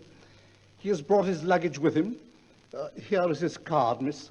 Mr. Ernest Worthing, B4 the Albany. Uncle Jack's brother. Did you tell him Mr. Worthing was in town? Yes, miss. He seemed very much disappointed. He said he was anxious to speak to you privately for a moment. Then you will ask Mr. Ernest Worthing to come here. I suppose you'd better talk to the housekeeper about a room for him. Yes, miss. I will see to it at once, miss. I have never met any really wicked person before. I feel rather frightened. I'm so afraid he will look just like everyone else. Be good enough to come this way, sir. Thanks. Mr. Ernest Worthing. Ah, you are my little cousin Cecily, I'm sure. And I see from your card that you are Uncle Jack's brother, my wicked cousin Ernest. Oh, but I am not really wicked at all, cousin Cecily. You must not think that I am. I cannot understand why you are here at all. Uncle Jack will not be back till Monday afternoon. That's a great disappointment. I'm obliged to go back by the first train on Monday morning. I think you had better wait till Uncle Jack arrives. I know he wants to speak to you about your emigrating. About my what? Your emigrating. He's going to buy you your outfit. I certainly would not let Jack buy my outfit. He has no taste in neckties at all. I don't think you'll need any. Uncle Jack's sending you to Australia. Australia? I would sooner die. Well, he said at dinner on Wednesday night that you'd have to choose between this world, the next world, and Australia. Oh, well. You know, you are the prettiest girl I ever saw. Miss Prism says that all good looks are a snare. They're a snare every sensible man would like to be caught in. I do not think I would care to catch a sensible man. I should not know what to talk to him about. Oh, Mr. Worthing, I can see Miss Prism coming back. You are too much alone, dear Dr. Chasuble. You should get married. You do not seem to realize, dear doctor, that by persistently remaining single, a man converts himself into a permanent public temptation. Men should be more careful. This very celibacy leads weaker vessels astray. But is not a man equally attractive when married, Miss Prism? Oh, no married man is ever attractive except to his own wife. And often I have been told, not even to her. Ah, that depends on the intellectual sympathies of the woman. Maturity can always be depended upon. Ripeness can be trusted. Young women are green. I beg your pardon? Oh, I spoke horticulturally. My metaphor was drawn from fruits. Hello, Miss Prism. Doctor. Why, it is Mr. Worthing back. So it is. What a surprise. So it is. We did not expect you till Monday afternoon. Miss Prism, I have returned sooner than expected. My brother is dead. Oh dear. Your brother, Ernest, dead? Quite dead. What a lesson for him. I trust he will profit by it. Mr. Worthing, I offer you my sincere condolences. Poor Ernest. He had many faults, but it is a sad, sad blow. Very sad indeed. Were you with him at the end? No, he died abroad, in Paris. A severe chill. You would no doubt wish me to make some slight allusion to this tragic domestic affliction next Sunday. My sermon on the manna in the wilderness can be adapted to almost any occasion, joyful or distressing. Well, that reminds me. I suppose you know how to christen all right, Dr. Chasuble. I mean, of course, you are continually christening, aren't you? It is, I regret to say, one of the rector's most constant duties in this parish. I have often spoken to the poorer classes on the subject, but they do not seem to know what thrift is. Who is the infant to be christened, Mr. Worthing? The fact is, I would like to be christened myself, if you have nothing better to do. But surely, Mr. Worthing, you have been christened already. I do not remember anything about it. Dear. At what hour would you wish the ceremony performed? Would 5:30 do? Admirably. And now, Mr. Worthing, I will not intrude any longer into this house of sorrow. Goodbye, sir. Goodbye, Miss Prism. Goodbye for now, dear doctor. Goodbye. Your brother's passing seems to be a blessing of a very obvious kind. It does, so far. Uncle Jack. Cecily. I'm so pleased to see you back. But what horrid clothes you have on. Do go and change them. Cecily, your uncle is grief-stricken. He is? What's happened? Oh, do try to look happy. I have a surprise for you. Who do you think is in the dining room? Your brother? My brother? Your brother Ernest? He arrived minutes ago. But what nonsense! I have not got a brother. Oh, do not say that. You could not be so heartless as to disown him. I will tell him to come out. You will shake hands with him, will you not, Uncle Jack? Please. Yes. Indeed, shake hands. We've just been resigned to his unfortunate loss, and he's resurrected. How distressing. Brother John. Good heavens! Shake hands, you two. I have come down from town to tell you I am very sorry for all the trouble I have given you. And he intends to lead a better life in future.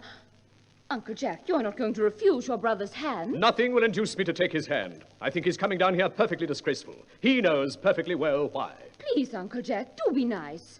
Surely there must be a lot of good in someone who is kind to an invalid and leaves the pleasure of London to sit by a bed of pain. Oh, he's been talking about Bunbury, has he? Yes, he told me all about Mr. Bunbury and his terrible state of health. I will not have him talk to you about Bunbury or about anything else. Uncle Jack, if you do not shake hands with Ernest, I'll never forgive you. I think we might leave the two brothers together. Do come along, Cecily. Yes, Miss Prism. I will never forgive you, Uncle Jack. Never, never. Algy, you young scoundrel, you must get out of here. I will not allow any Bunburying here. You've got to leave by the 4:05 train, and I hope you have an unpleasant trip back to town. This Bunburying, as you call it, hasn't been a great success for you. I think it's been a great success. I'm in love with Cecily, and that is everything. Nonsense, you've just met her. I think I've known her all my life. I will tell Merriman to order the dog cart. And now, Act 2 of the General Motors Hour production, the importance of being earnest. Do you think it quite safe for me to come in now? Cousin Cecily, do. Please do. Does your Uncle Jack scare you? Oh, no. But I'm scared that he will send you away. He has sent for the dog cart. Cecily, I hope I will not offend you if I state quite frankly that you seem to me in every way the visible personification of absolute perfection. I think your frankness does you credit, Ernest. If you will allow me, I will copy your remarks into my diary. Oh, Cecily, ever since I first looked upon your wonderful and incomparable beauty, I have dared to love you wildly, passionately, devotedly, hopelessly. Cecily... Beg pardon, sir. The dog cart is waiting. Tell it to come round next week at the same time. Very good, sir. Uncle Jack would be very annoyed if he knew you were staying on. Oh, I don't care about Jack. I don't care for anybody in the whole world but you. I love you, Cecily. You will marry me, won't you? You silly boy. Of course. What a perfect angel you are. You dear romantic boy. Oh, darling, you must not laugh at me, but it has always been a girlish dream of mine to love someone whose name was Ernest. There is something in the name that seems to inspire absolute confidence. I pity any poor married woman whose husband is not called Ernest. But, my dear child, do you mean to say you could not love me if I had some other name? But what name? Oh, any name you like. Algernon, for instance. But I do not like the name of Algernon. I think it is rather an aristocratic name. If not, my name was Algy, could you not love me? I might respect you, Ernest. I might admire your character. But I fear I should not be able to give you my undivided attention. Oh. Cecily, your rector here is, I suppose, thoroughly experienced in the practice of all the rites and ceremonials of the church? Oh, yes, Dr. Chasuble is a most learned man. Good. I must see him at once about a most important christening. Important business. I will be back in a minute. I shall miss you. My own one. I will write in my diary, I think, and tell what an impetuous boy he is, and how much I have come to admire a really wicked man. Beg pardon, Miss Cecily? Yes, Merriman? Miss Fairfax has just called to see Mr. Worthing on very important business, Miss Fairfax states. Is not Mr. Worthing about the house? No, miss. He went over to the rectory some time ago on important business. Ask the lady to come in, please. Yes, miss. This way, please, Miss Fairfax. It is so nice of you to trouble. Not at all. Pray let me introduce myself. My name is Cecily Cardew. Cecily Cardew. What a very sweet name. Something tells me that we are going to be very great friends. I like you more than I can say. My first impressions of people are never wrong. How nice of you. May I call you Cecily? With pleasure. And you will always call me Gwendolen. If you wish. Oh, you are here on a short visit, I suppose. Oh, no, I live here. Really? With your mother or some female relative of advanced years? Oh, no, I have no relations. Indeed? My dear guardian, with the assistance of Miss Prism, has the arduous task of looking after me. I am Mr. Worthing's ward. Cecily, dear, may I speak with candor and say that were you 42 and more than plain for your age, I would be better pleased. Oh? Why? Ernest has a strong, upright nature. He is the very soul of truth and honor. Disloyalty would be as impossible to him as deception. But even men of the noblest possible moral character are extremely susceptible to the physical charms of others. Did you say Ernest? Yes, Ernest. But it is not Mr. Ernest Worthing who is my guardian. It is his brother, his elder brother. Ernest never mentioned to me that he had a brother. I'm sorry to say they've not been on good terms for a long time. Oh, that accounts for it. Oh, I was growing almost anxious.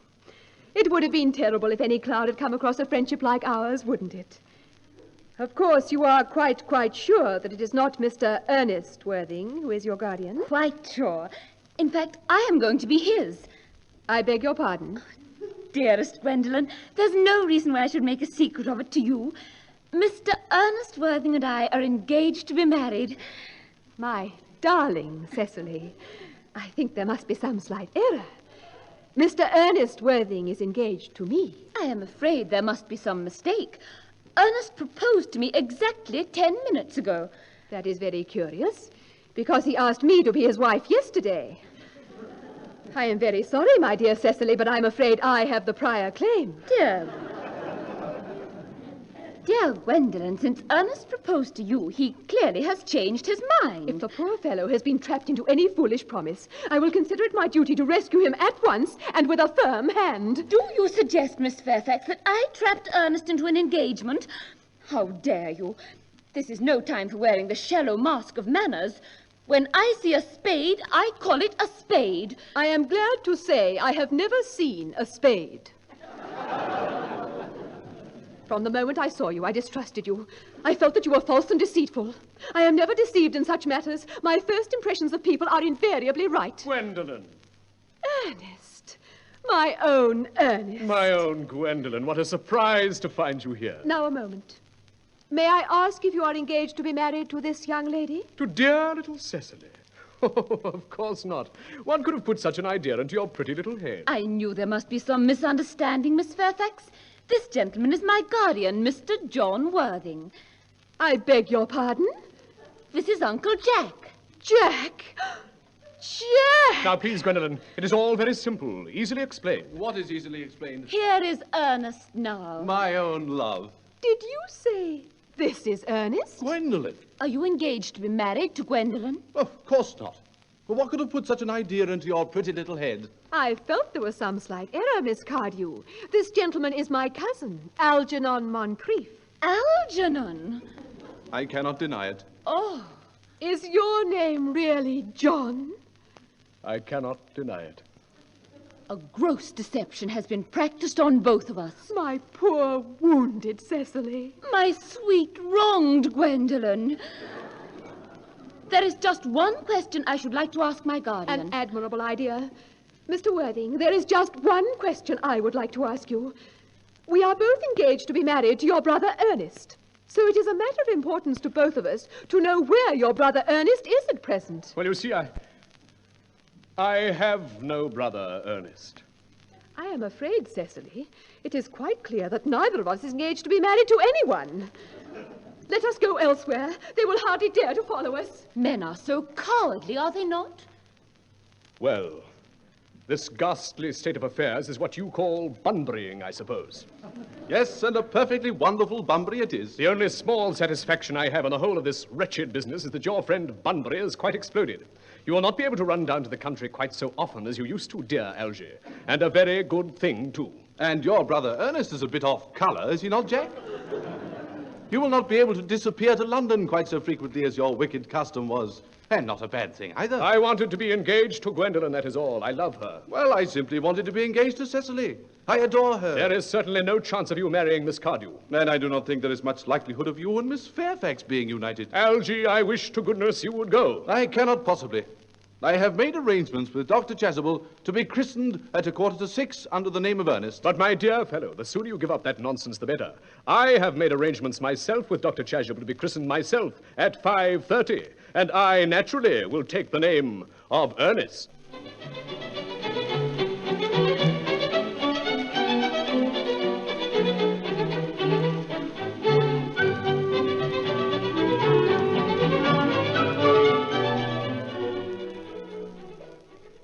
Mr. Worthing, I have something very particular to ask you. Yes, Miss Fairfax. Much depends on your answer. And, Mr. Moncrief, I have a question to ask you. Yes, Miss Cardew. Why did you pretend to be my guardian's brother? In order that I might have an opportunity of meeting you, Miss Cardew.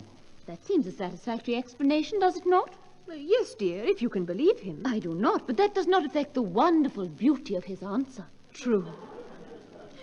Now, Mr. Worthing, what explanation can you offer me for pretending to have a brother? Was it in order that you might have an opportunity of coming up to town to see me as often as possible? Can you doubt it, Miss Fairfax? I have the gravest doubts on the subject, but I intend to crush them. There, Cecily. Do not both their answers appear to be quite satisfactory? Yes, I am more than content with what Mr. Moncrief says. Then you think we should forgive them? Well, your Christian names are still an insuperable barrier. Our Christian names? Is that all? That is all. But we're going to be christened Ernest this afternoon. Oh, Algy, for my sake, are you prepared to do this terrible thing? Yes, my own. And I for you, Gwendolen. Darling Jack. Darling Algy. Beg pardon, sir? What is it, Merriman? Lady Bracknell is here, sir. Good heavens! Mamma! Aunt Augusta? Gwendolen, what does this mean? Merely that I am engaged to be married to Mr. Worthing, Mamma. Stop embracing, Mr. Worthing, and sit down immediately. Yes, Mamma. Mr. Worthing, apprised, sir, of my daughter's sudden flight by her trusty maid, whose confidence I purchased by means of a small coin, I followed her at once by a luggage train. Of course, you will clearly understand that all communication between yourself and my daughter must cease immediately from this moment. On this point, as indeed on all points, I am firm. I am engaged to be married to Gwendolen, Lady Bracknell. You are nothing of the kind, sir. And now as regards Algernon. Yes, Aunt Augusta? May I ask if it is in this house that your invalid friend, Mr. Bunbury, resides? No, Bunbury does not live here. Bunbury is... he is somewhere else at present. In fact, Bunbury is dead. Dead? His death must have been extremely sudden. I killed Bunbury this afternoon. Poor Bunbury died this afternoon. What did he die of? Bunbury? Oh, he was quite exploded. Exploded? Was he the victim of a revolutionary outrage? No. I mean, he was found out.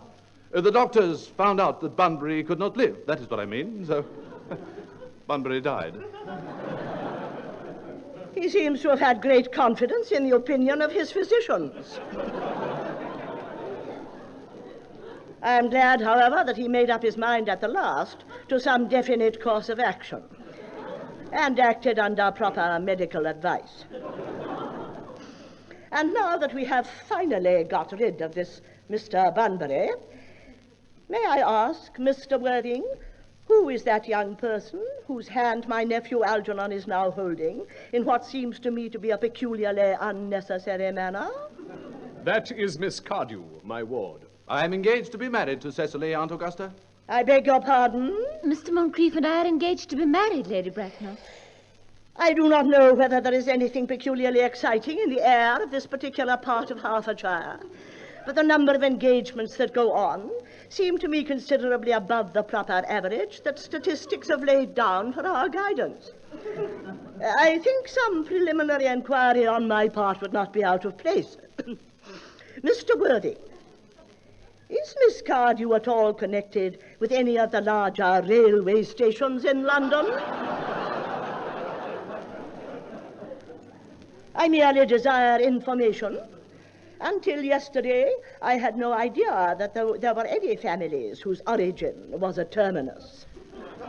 Miss Cardew is the granddaughter of the late Thomas Cardew of 149 Belgrave Square, SW, Gervais Park, Dorking, Surrey, and the Sporran, Fifeshire.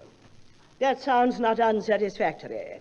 3 addresses always inspire confidence, even in tradesmen. But what proof have I of their authenticity? You may inquire of Miss Cardew's family solicitors, Markby, and Markby. I had better ask if Miss Cardew has any little fortune. Oh, about £130,000 in the funds. That's all, Lady Bracknell. Good day. So pleased to have seen you. A moment, Mr. Worthing. £130,000. Miss Cardew seems a most attractive young woman. Now that I look at her. Algernon. Yes, Aunt Augusta? Do you not think there are distinct social possibilities in Miss Cardew's profile? Her profile? Oh, yes. Cecily is the sweetest, dearest, prettiest girl in the whole world. And I do not really care tuppence about social possibilities. Oh, never speak disrespectfully of society, Algernon. Only people who can't get into it do that. Now, Cecily, dear child, of course you know that Algernon has nothing but his debts to depend on. But I do not approve of mercenary marriages. When I married Lord Bracknell, I had no fortune of any kind, but I never dreamed for a moment of allowing that to stand in my way. Well, I suppose I must give my consent. Thank you, Aunt Augusta. Cecily, you may kiss me. And you may also address me as Aunt Augusta for the future. Thank you. The marriage, I think, had better take place quite soon. To speak frankly, I am not in favor of long engagements. They give people the opportunity of finding out each other's character before marriage, which I think is never advisable. Lady Bracknell.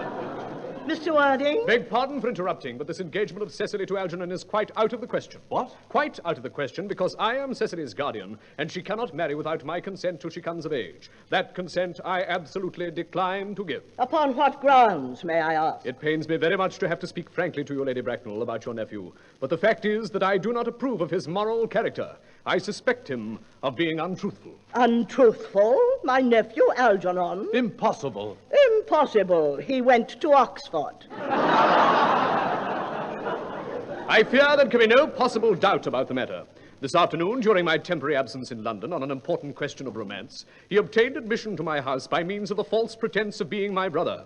He knew that I never had a brother, and that I do not intend to have a brother, not even of any kind. I distinctly told him so myself. Mr. Worthing, after careful consideration, I have decided to overlook my nephew's conduct. That is very generous of you, but I still decline to give my consent. Cecily, come here, sweet child. How old are you, dear? Well, I'm really only 18, but I always admit to 20 when I go to evening parties. You are perfectly right in making some slight alteration. 18, but admitting to 20 at evening parties.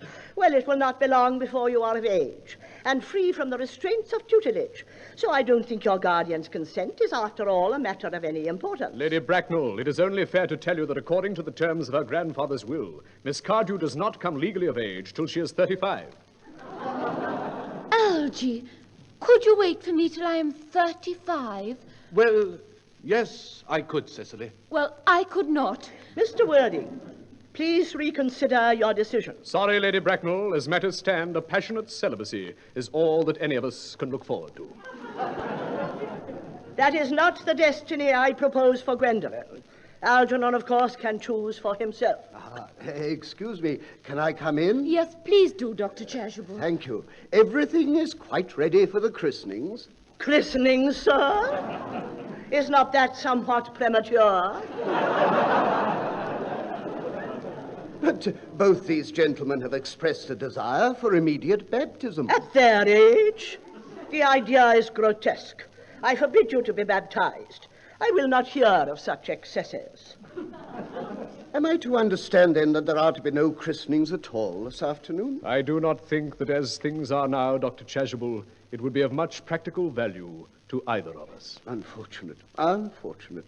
I will return to the church at once, if you do not mind. I have just been informed by the pew opener that for the last hour and a half, Miss Prism has been waiting for me in the vestry. Miss Prism? Did I hear you mention a Miss Prism? Yes, Lady Bracknell. I am on my way to join her. Pray allow me to detain you for one moment. This matter may prove to be one of vital importance to Lord Bracknell and myself. Is this Miss Prism a female of repellent aspect, remotely connected with education? She is the most cultivated of ladies and the very picture of respectability. It is obviously the same person. May I ask what position she holds in your household? Madam, I am a celibate.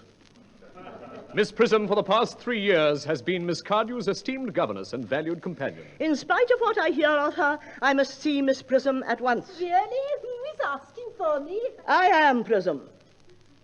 Come here at once. Yes, but... Lady Bracknell. Prism, where is that baby? What baby, Mamma? Baby, did you say, madam? Baby, Dr. Chasuble. 28 years ago, Prism, you left Lord Bracknell's house, number 104 Upper Grosvenor Street, in charge of a perambulator that contained a baby of the male sex. You never returned. A few weeks later, through the elaborate investigations of the Metropolitan Police, the perambulator was discovered at midnight, standing by itself in a remote corner of Bayswater. It contained the manuscript of a novel of more than usually revolting sentimentality, but the baby was not there. Prism, where is that baby?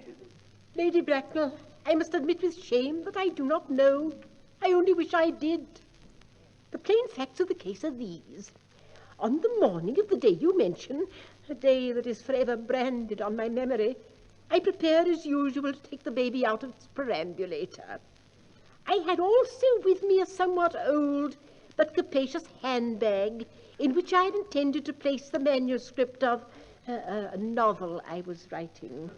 In a moment of mental abstraction, for which I can never forgive myself, I deposited the manuscript in the bassinet and placed the baby in the handbag. But where did you deposit the handbag? Do not ask me, Mr. Worthing. Miss Prism, this is a matter of no small importance to me. I insist on knowing where you deposited the handbag that contained the infant. I left it in the cloakroom of one of the larger railway stations in London. What railway station? Victoria, the Brighton line. I need something from my room. Please wait here for me, Gwendolen. I will wait all my life for you, darling. Lady Bracknell, what do you think this means? I dare not even suspect, Dr. Chasuble.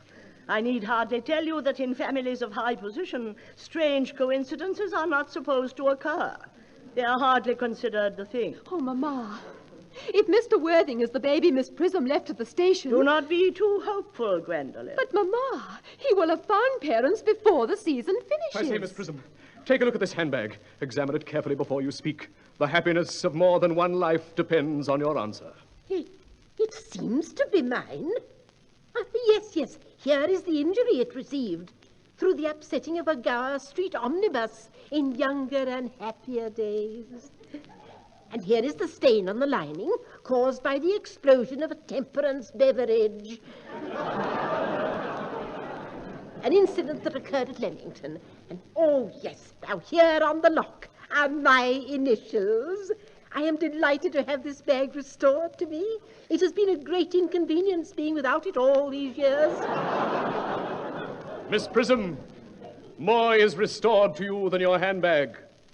I was the baby you placed in it. You? Yes. Mother. Mr. Worthing, I am unmarried. Unmarried? I do not deny that is a serious blow. But after all, who has the right to cast a stone at those who have suffered? Mr. Worthing, I beg of you, really. Mr. Worthing, there is some error. Lady Bracknell is the person who can tell you who you are. Lady Bracknell, I hate to seem inquisitive, but would you kindly inform me who I am? I'm afraid the news I have to give you will not altogether please you. You are the son of my poor sister, Mrs. Moncrief, and consequently, Algernon's elder brother. Algy's elder brother? Then I have a brother after all. I knew I had a brother. I always said I had a brother. Cecily, how could you have ever doubted that I had a brother? Jack. Gwendolen. My own. Oh, but what own are you? What is your Christian name now that you have become someone else? Good heavens. I had quite forgotten that point. Your decision on the subject of my name is irrevocable, I suppose. I never change, except in my affections. What a noble nature you have, Gwendolen. Sweet, sweet Cecily. The question had better be cleared up at once. Aunt Augusta, at the time when Miss Prism left me in the handbag, had I been christened already? Every luxury that money could buy, including christening, had been lavished on you by your fond and doting parents. Ah, then I was christened. That is settled. Now, what name was I given? Let me know the worst. Being the eldest son, you were naturally christened after your father. Yes, but what was my father called? Ernest John Moncrief. Ernest? Gwendolen, I always told you, Gwendolen, my name was Ernest, did I not? Well, it's Ernest after all. I mean, it naturally is Ernest. Yes, the general was called Ernest. I knew I had some particular reason for disliking the name. Ernest, my own Ernest. I felt from the first that you could have no other name. Gwendolen, it is a terrible thing for a man to find out suddenly that all his life he's been speaking nothing but the truth. Can you forgive me? I can, because I feel you are sure to change. My own one.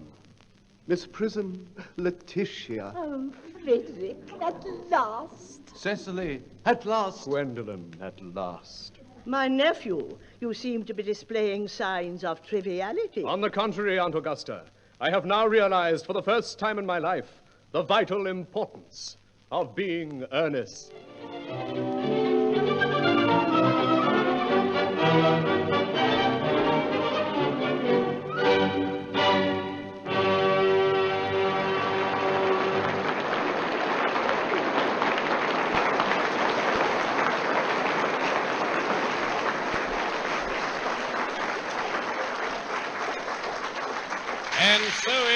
General Motors Hour production of Oscar Wilde's The Importance of Being Earnest, adapted for radio by Rue Pullen, in which you heard Mayne Linton as Merriman, Darlene Johnson as Cecily, Nancy Stewart as Miss Prism, Stringer Davis as Dr. Chasuble, Pamela Page as Gwendolen, Eric Rasdell played Algy.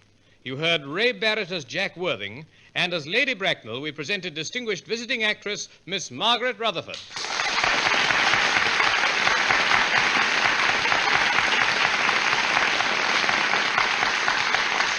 The General Motors Hour is directed by Harry Harper, who produced tonight's play. Until then, this is John Deese saying good night to you all from the General Motors Hour.